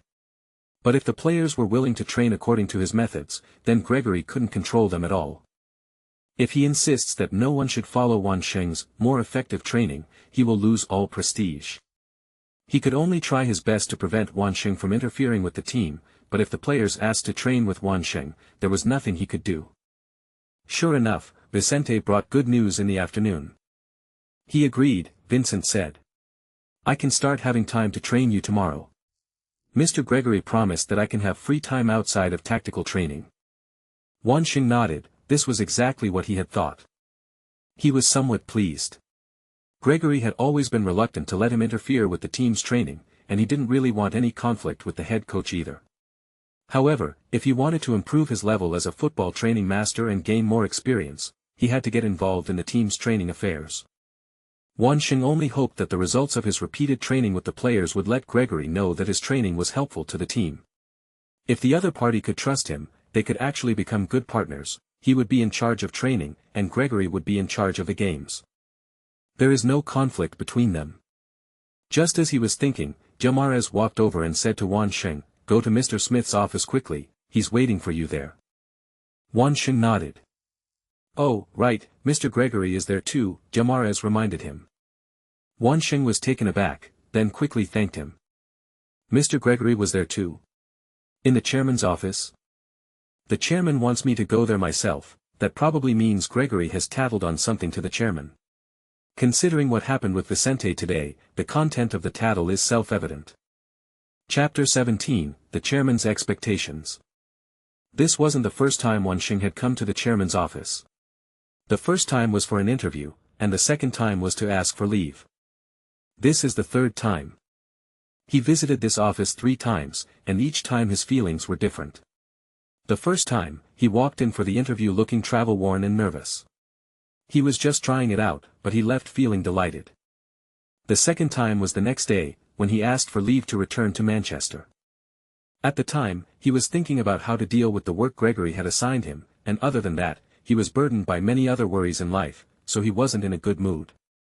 But now, returning to this office, despite knowing he'd be facing the unpleasant Gregory, he felt relaxed. The key difference was that he had achieved some success at the club, and today's problems were probably not entirely his fault. Doesn't Vicente's choice to train with him prove how well he's doing his job? He didn't know how Gregory would report him to club president Giesmith, but he didn't care at all, because he hadn't done anything wrong. If the players felt that training with him would be more effective, that would also be their fault, and then no one would do their job properly. So Wan Sheng wasn't under any pressure, and he knocked on the office door without hesitation. Please come in. Wan Sheng pushed open the door and saw G.I. Smith and Gregory in the room. G.I. Smith sat calmly in his seat, while Gregory looked at Wan Sheng with some annoyance, his gaze anything but friendly. Wan Sheng didn't quite understand why this guy wouldn't tell him but had to come and tattle on him to the chairman. However, considering that he was his superior, he still took the initiative to greet him. Gibbs Smith cut to the chase, asking, "Can you explain what happened today?" "You mean Vicente?" Gregory gritted his teeth. "What's wrong with him?" "You know what I'm talking about," Gregory said, somewhat annoyed. "He told me today that he wants to train according to your training plan, saying it will help him recover his form faster. I don't know what you told him to make him believe you so much, but I hope you don't let lies affect my players." Wan Sheng frowned. He looked at Gregory and emphasized earnestly, "Mr. Gregory, I want you to know that I haven't lied to anyone. Vicente came to me and said he hoped I could help him with training. I am the team's assistant coach, and helping the players is my job. I really wanted to help them, so I created a training plan for him. I believe my training will help Vicente recover his form faster. This is my job, I don't understand how this will affect him." Gregory immediately said, "This will affect my normal training." "No, sir," Wan Sheng said. "It only takes up some regular training time, and many of the exercises are the same as the team's daily training. I don't think it will affect your training, I assure you." When Gregory heard Wan Sheng's assurance, he knew he couldn't say anything more. He glanced at G.I. Smith and saw that the chairman was watching their conversation with a smile, not intending to interrupt at all, which made him even angrier. Finally, he stared intently at Wan Sheng and asked, "Are you sure your training will be more effective?" "Certainly. Hopefully that's the case, otherwise the whole team will think you're a young man with no real talent." Wan Sheng shrugged. He's probably the only one on the team who thinks this way, since his training shortened Ian Taylor's recovery time by at least a month, which is an obvious result. He didn't know why Gregory was so hostile towards him, but he was used to it and hoped that the other party could get along with him. However, if the other party insisted on this, he could only focus on his work. After Gregory left, only G.I. Smith and Wan Sheng remained in the office. G.I. Smith inquired about Wan Sheng's life at the club before asking directly, "Are you really sure your training methods will be effective?" Wan Sheng looked at Smith and said, "I'm sure." G. Smith nodded, a gentle smile on his face. "Wan Sheng, you're still as confident as ever. If it were anyone else, and Gregory wasn't satisfied, I would definitely fire him." Wan Sheng was taken aback. "But you are different," G. Smith laughed. "The first time I met you, I believed you were a capable person. I hope you can use your abilities here and do whatever you want to do." Even after Wan Sheng walked out of the office, he still didn't quite understand why G.I. Smith had said that. Do whatever you want to do. What does that mean? When did he become so confident in himself? Wan Sheng was a little confused. However, the chairman seemed to trust him a lot now, and Wan Sheng was very happy to hear such words, so he was in a good mood after leaving the office. In his office, Giselle Smith was also thinking about Wan Sheng. When he first saw Wan Sheng, he simply thought the young man was very confident, which is why he decided to give him a chance. But a few days ago, he heard about Ian Taylor. At first, no one believed it, including G. Smith. He hoped the young man could succeed, but it seemed too unrealistic. However, Ian Taylor's recovery did indeed accelerate. "I heard he's almost fully recovered now." Jim Smith was also surprised, but also pleased with his own judgment. After all, he was the one who brought Wan Sheng to the club, and Wan Sheng was a truly capable person. He was proud of him. Even so, G. Smith doesn't think Wan Sheng is more important than Gregory. After all, Gregory is the first team manager, and he is definitely a senior figure in the club. At Derby County, apart from Chairman G. Smith, Gregory is the only one with the most say. Koji Smith remained silent on the conflict between Gregory and Wan Sheng. He didn't quite trust Gregory. The main problem is the team's poor performance this season. Although the team didn't spend too much money in the transfer market in the summer, Derby County's squad was already quite good. With the addition of a star veteran like Ian Taylor, the team shouldn't have performed so badly. However, the team is now ranked outside the top 15 and is hovering on the edge of the relegation zone.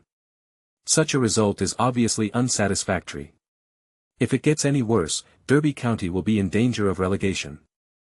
In addition, this young man also proved his ability. Which coach would dare say they can use training methods to speed up a player's recovery? At least, G.I. Smith has never heard of such a thing, and that's what this young man is capable of. Such a talented young man should stay with the club. Gibbs Smith Jr.'s biggest wish is to develop Derby County Football Club.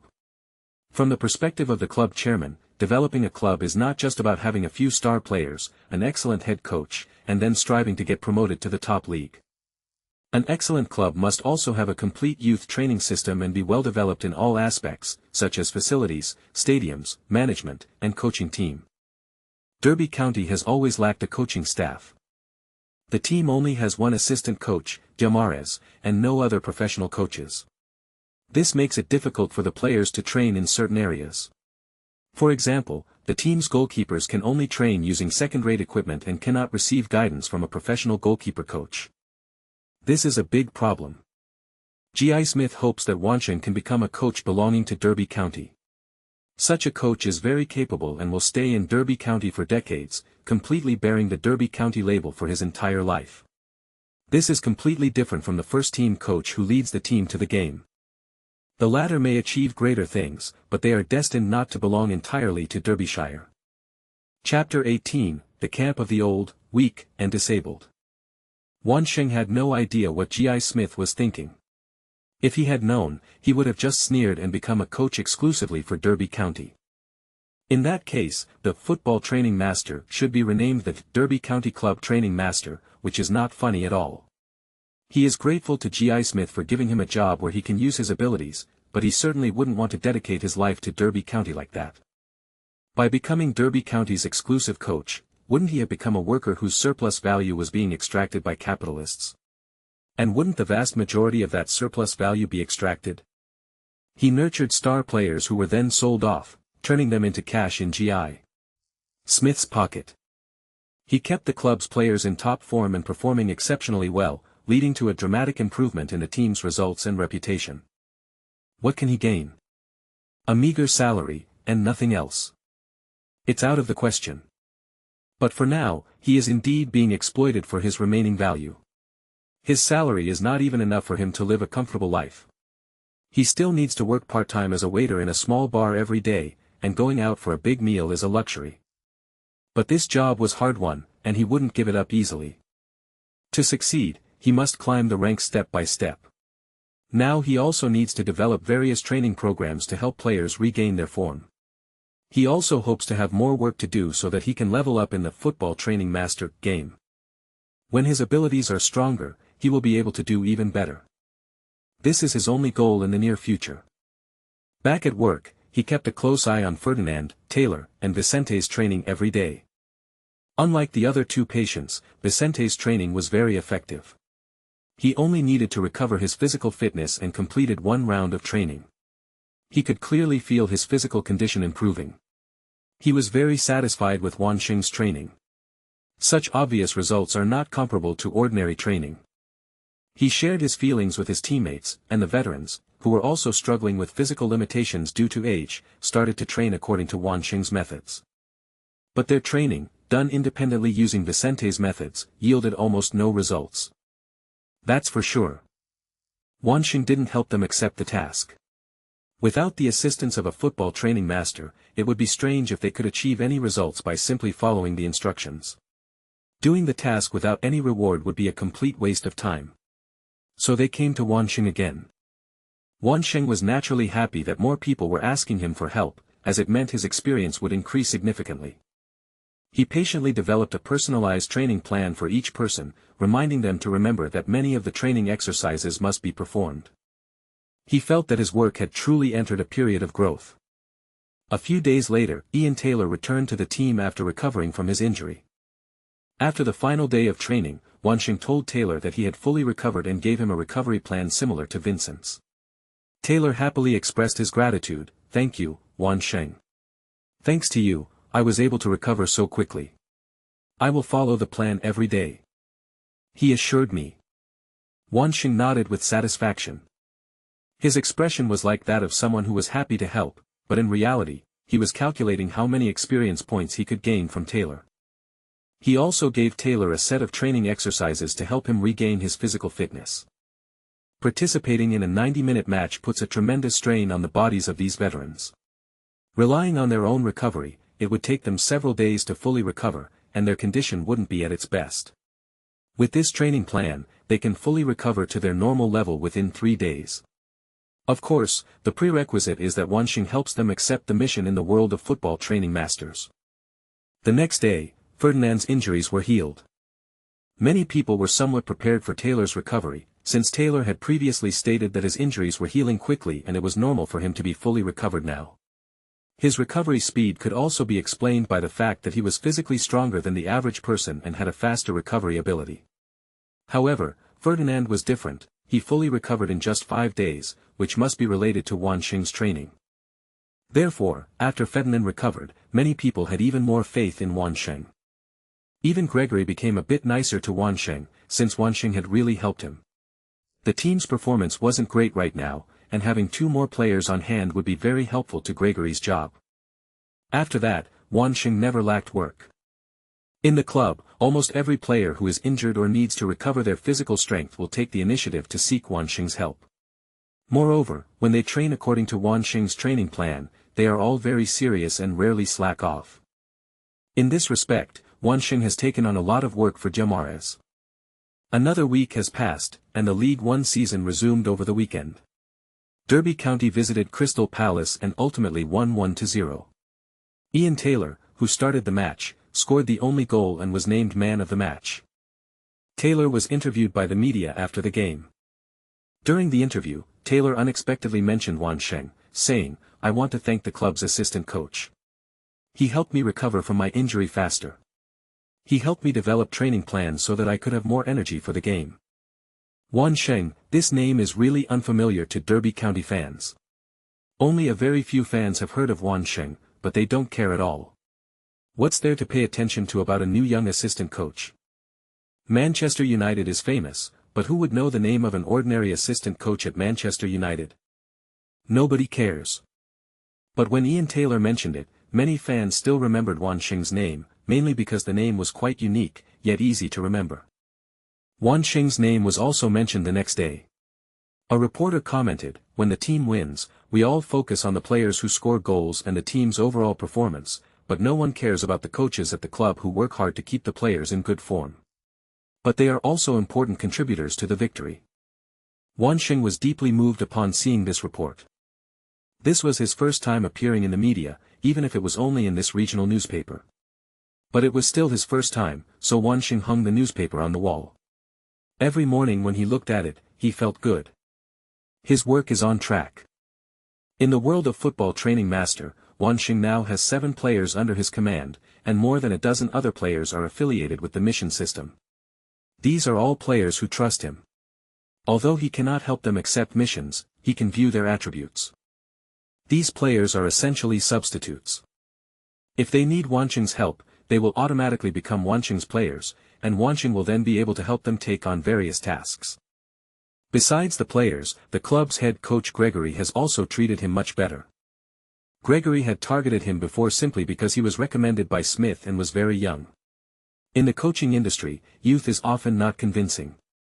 However, Wan Sheng helped him solve many problems, and Gregory still recognized Wan Sheng's workability. More importantly, Gregory discovered that the two actually had no conflict.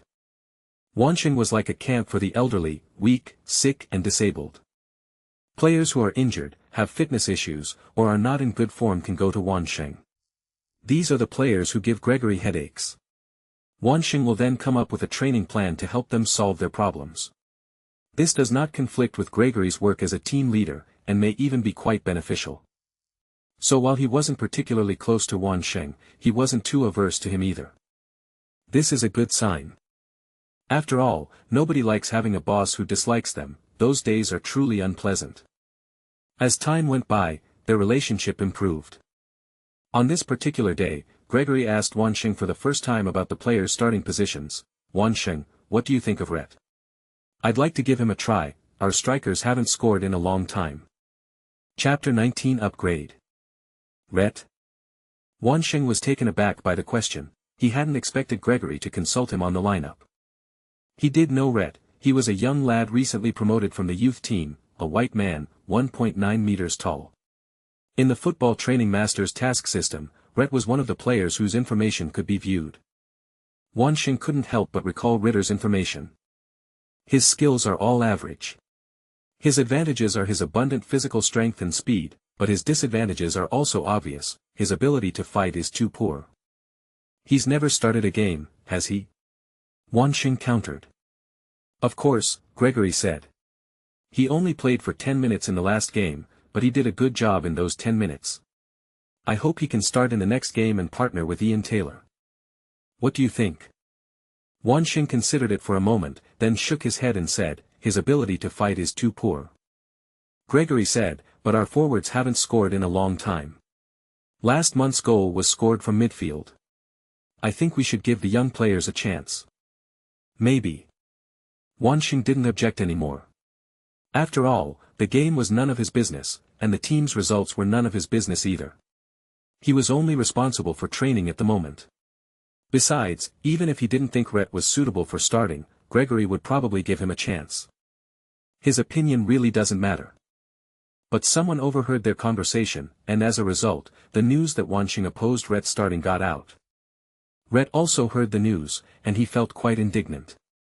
That afternoon, while Wan Sheng was instructing several players on training, Ritter walked over to Wan Sheng, stood in front of him, and questioned, perhaps you are very good at recovery training, but what makes you think I am not suitable for starting? There was absolutely no respect for the coach in his tone. Wan Sheng looked up at Rhett before standing up from the grass and said, I don't know what you heard, but I only said that your fighting ability is very poor. Where did you get that idea? Rhett asked, even more indignant. Wan Sheng pointed to himself and said, I'm more professional than you in this area. You're wrong. I felt pretty good about my last appearance. That's because you only had a short time and the other party didn't know you well, Wan Sheng said seriously. If the other party knew you well, they would take advantage of that, and you wouldn't have any chance to prove yourself. Ritter insisted, but I believe I can do it. He pointed at Wan Sheng, besides, you're just an assistant coach, responsible for injury recovery and physical training. Whether Mr. Gregory starts me or not is none of your business. You shouldn't interfere. You're an amateur in this area. Wan Sheng shrugged and sat back down, feeling there was nothing to say to this guy. Wan Sheng didn't take the argument with Ritter to heart. He was just giving Rhett some advice, whether Rhett listened or not was none of his business. After this incident, Rhett clearly no longer trusted him.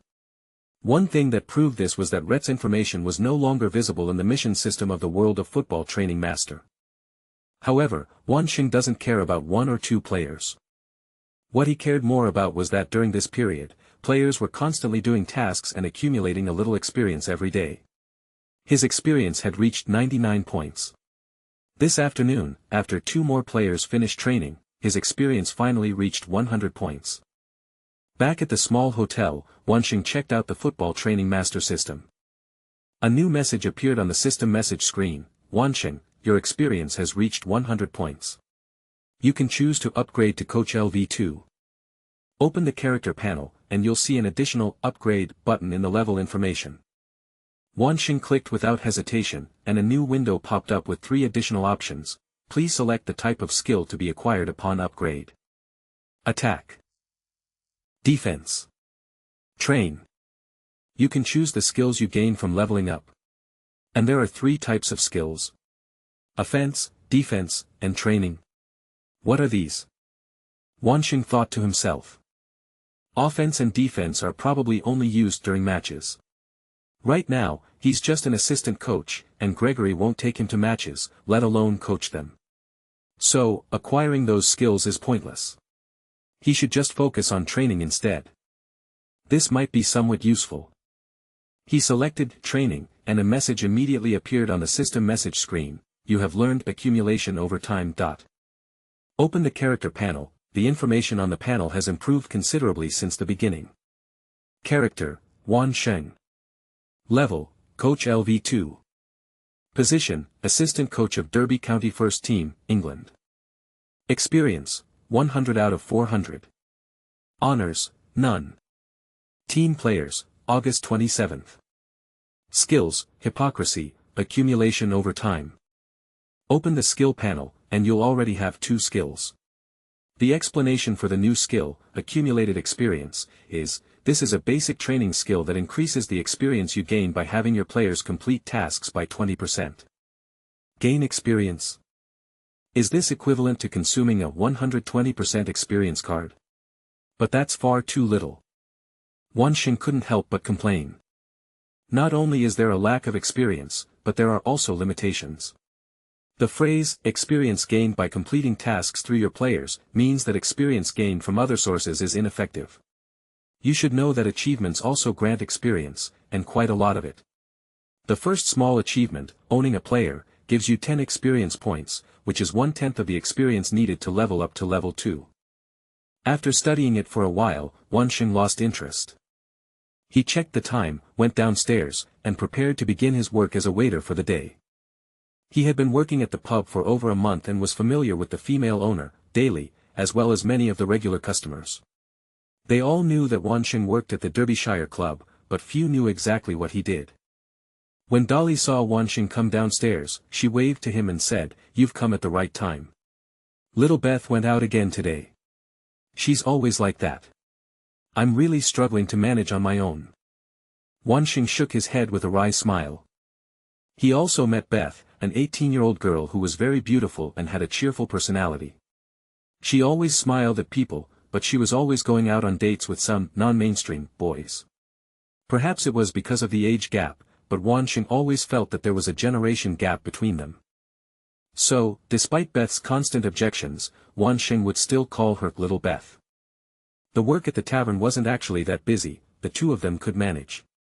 They chatted as they worked, and soon it was 9:30 p.m., with only a few customers left in the tavern. Wan Sheng freed his hands and walked to the counter, saying to Dolly, "I think I'll be moving out in a while." Dolly was taken aback. "What? You're not working here anymore?" "No, I meant a hotel," Wan Sheng explained. "I'm now a full-fledged coach at Derby County FC, and Mr. G.I. Smith has given me a decent salary. I think I should rent a place to live." "That's true." Dolly nodded knowingly and asked, "Have you found a place yet?" Wan Sheng shook his head. "I don't have much time lately. I'll look for it next time the team has a day off. It shouldn't be too hard to find one around here, right?" "It's very easy," Dolly answered, staring intently at Wan Sheng for a long time. Just as Wan Sheng was feeling a bit lost, she suddenly smiled and said, "Why don't you stay at my house?" "Ah." Wan Sheng was startled. He opened his eyes wide, staring at the curvaceous Dolly in front of him, and couldn't help but swallow hard. No, you've misunderstood. That's not what I meant." Dolly quickly waved her hand to explain. "I have an empty room in my house that I've been wanting to rent out, but I also live there, and I don't feel comfortable renting it to strangers." Wan Sheng let out a long sigh, feeling a little disappointed. "If it's convenient, that's fine. Anyway, I just need a place to stay, and I don't have much luggage." Wan Sheng pointed upstairs, "It's all in the room, you've seen it." "That's precisely why I want to rent it to you." Wan Sheng frowned slightly. "But, how is this any different from where I live? This is a hotel, so the rent is a bit higher. My family will only rent you one bedroom, so the rent will be much lower," Dolly said with a smile. Wan Sheng nodded. "Okay, I think it's hard for me to refuse that reason." Chapter 20, You're Right. The next afternoon, Wan Sheng left the club early and returned to the small hotel. He packed his luggage and moved out immediately. Daly and Beth also helped, and soon everything was moved to the new place. This is Dolly's home. It's a pretty nice little apartment with 2 floors and 3 bedrooms. One small room is used as a storage room. The master bedroom belongs to Dolly, and the second bedroom, which is over 20 square meters, is rented to Wan Sheng. The place is quite nice. Wan Sheng was quite satisfied. After quickly tidying up, it was already past 5 o'clock, so Wan Sheng invited the two of them to have a big meal together, as a way of expressing my gratitude. Daly and Beth both agreed. The 3 of them went to an Italian restaurant, ordered a lot of food, and began to eat and drink heartily. Wan Sheng was already familiar with the 2 of them, and in the midst of their conversation and laughter, Beth suddenly asked, "Wan Sheng, do you have a girlfriend?" Wan Sheng shook his head. "How about I introduce you to someone?" Beth laughed. "I know a lot of pretty girls who want to find a stable boyfriend. You'd definitely be popular. Wan Sheng smiled and said, "Thank you, but it's not necessary." He didn't think Beth knew any good girls. Just look at her friends' outfits, that kind of style would definitely have been labeled as 2B in his past life.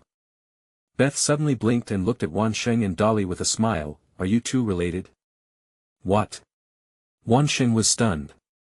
Dolly looked over as well. Beth said, "Look, you two are living together now, why don't you just get married?" "Daly, haven't you always said you wanted to find a reliable man to marry?" "I think Wan Sheng is a good choice, he's honest and steady." "Don't talk nonsense, kid," Dolly replied with a light laugh. Wan Sheng shook his head. He was too busy with work to think about these things. He said, "I'm just temporarily renting Dolly's room." Dolly rolled her eyes. Beth smiled and said, "Wan Sheng, you really don't know how to talk." "What's wrong?" Wan Sheng asked, somewhat confused. "It's nothing." Beth chuckled. Dolly watched their conversation with a smile, but still felt a little disappointed. She didn't have much feeling for Wan Sheng, but Wan Sheng's words seemed to emphasize that he wasn't interested in her. She cursed inwardly, he really doesn't know how to please a woman, but couldn't help but laugh along. They stayed at the restaurant until 6 o'clock, then returned to the pub. The tavern is usually open from noon to night, but today Wan Sheng moved and closed for the afternoon. It reopened when they returned around 6 p.m. Night fell quickly. The night was no different from any other, except that Wan Sheng and Dolly closed the shop together and walked out of the tavern to go home together. Wan Sheng didn't think much of moving into Dolly's house, but now he suddenly felt something was off. When he got home, he went straight into his bedroom and went to sleep without even taking a shower. Wan Sheng realized that he still had to adapt. Since coming into this world, he had gotten used to living alone. Living with Dolly was like living together, and he always felt a little awkward. Daly, on the other hand, found Wan Sheng quite amusing, thinking, he's still just a little man. The second day was just another ordinary day, except that Wan Sheng didn't go out to the pub this time. Dolly's house was a bit further from the club, but thankfully only a few hundred meters away, so it was still acceptable. On the street, Wan Sheng habitually bought a newspaper. It was the newspaper that published his news last time, and Wan Sheng had been buying a copy every day ever since. It's a regional newspaper, and they almost exclusively publish Derby County matches, so you can see yesterday's match news on the front page. Derby County suffer a heavy home defeat, manager Gregory bluntly admits the gap in quality. 1:5, that's pathetic. The team's performance has been really bad lately. It's one thing that their attack is struggling, but now even their defense is a problem. They actually conceded 5 goals to Leicester City at home. Gregory must be under a lot of pressure. But that's none of his business. Wan Sheng, keep reading, and below is a detailed report on the match. In the first half, Leicester City launched an attack on Derby County. Just as Gregory said, the gap in strength between the two teams was indeed huge. However, Derby County was not without a chance to fight back. They still had a few opportunities. Ian Taylor, as the second striker, made several brilliant passes outside the penalty area. Unfortunately, the performance of the starting striker Ritter was too poor, and he failed to seize the opportunities. He was terrified of his opponent. He fell down so many times, I don't think he can adapt to the level of English League One at all. Gregory made the wrong choice. In the comment section, many football figures and fans expressed their agreement that Rhett's performance was the key factor in Derby County's crushing defeat. The team created numerous opportunities through attacks in the first half, but these were squandered time and time again. If other forwards had come on, the team might have had a chance to take the lead in the first half, and the game would have been a completely different story. After reading the news, Wan Sheng rolled up the newspaper, shook his head, and walked towards the club. Rhett? He had told Gregory that Rhett was not suitable for starting, and just as he thought, Gregory did not listen to his advice and insisted on starting Rhett. An 18-year-old boy, his first starting opportunity, and he was criticized by so many people. I don't know if Rhett can handle it. But this is still none of his business, is it? He had already said it before, but they didn't care about his opinion. Gregory didn't care, and Rhett was even more annoyed that he was meddling. Wan Sheng shook his head. Thinking about it was useless, he should just continue with his work for the day. He stopped thinking about Rhett's problem, but he didn't expect that Rhett would come to him before the morning training session and say, "Sorry, Wan Sheng." Wan Sheng looked up at Rhett. "I said. I'm sorry." Rhett looked sad. Wan Sheng stood up, patted him on the shoulder, and comforted him with a smile. "Don't worry about it, Rhett, you're only 18 years old, this is only your first game." Ritter looked at Wan Sheng and said seriously, "I should have listened to you, you're right. You said my physical strength is too poor, and yes, I experienced that during the game. Those defenders kept bumping into me, and like they said, I fell down many times. At those times, I even wanted to leave the field immediately." Rhett's eyes were a little red. "It's all right, child. I'm fine," Rhett said with a sigh of relief. "I came to apologize to you because you were right. Also, I hope you can help me. I thought about it for a long time last night. Since you can point out my shortcomings, you can definitely help me, right? You can tell me how I can perform better and how I can adapt to the professional league, right?" Rhett stared at Wan Sheng with longing in his eyes. Wan Sheng hesitated for a moment. He hadn't expected Rhett to say that. Before this, his job was limited to helping players recover from injuries and regain their physical strength. But in the end, he nodded. He had no reason to refuse Rhett. This is good for Rhett, and it will also give him extra experience. "Okay, Rhett, I think I can help you, but you have to be persistent. My training is very tough," Wan Sheng said earnestly. "Don't worry, Wan Sheng, no, Mr. Wan Sheng." Rhett was very excited. Wan Sheng laughed and said, "Calm down, kid. Your problem can't be solved in a day or two. You need to be mentally prepared. If you want to perform well on the field, you have to improve your physical strength. Also, from what I've observed, your speed is your strength. You should make the most of your strength." "My speed is good, but I'm a center." Rhett was a little confused. "A center doesn't necessarily have to stand still," Wan Sheng said. "Anyway, I will train you on these 2 points. You must complete my training requirements every day. If you can stick to it, I guarantee that you will make great progress in a few months." "I will," Rhett said firmly.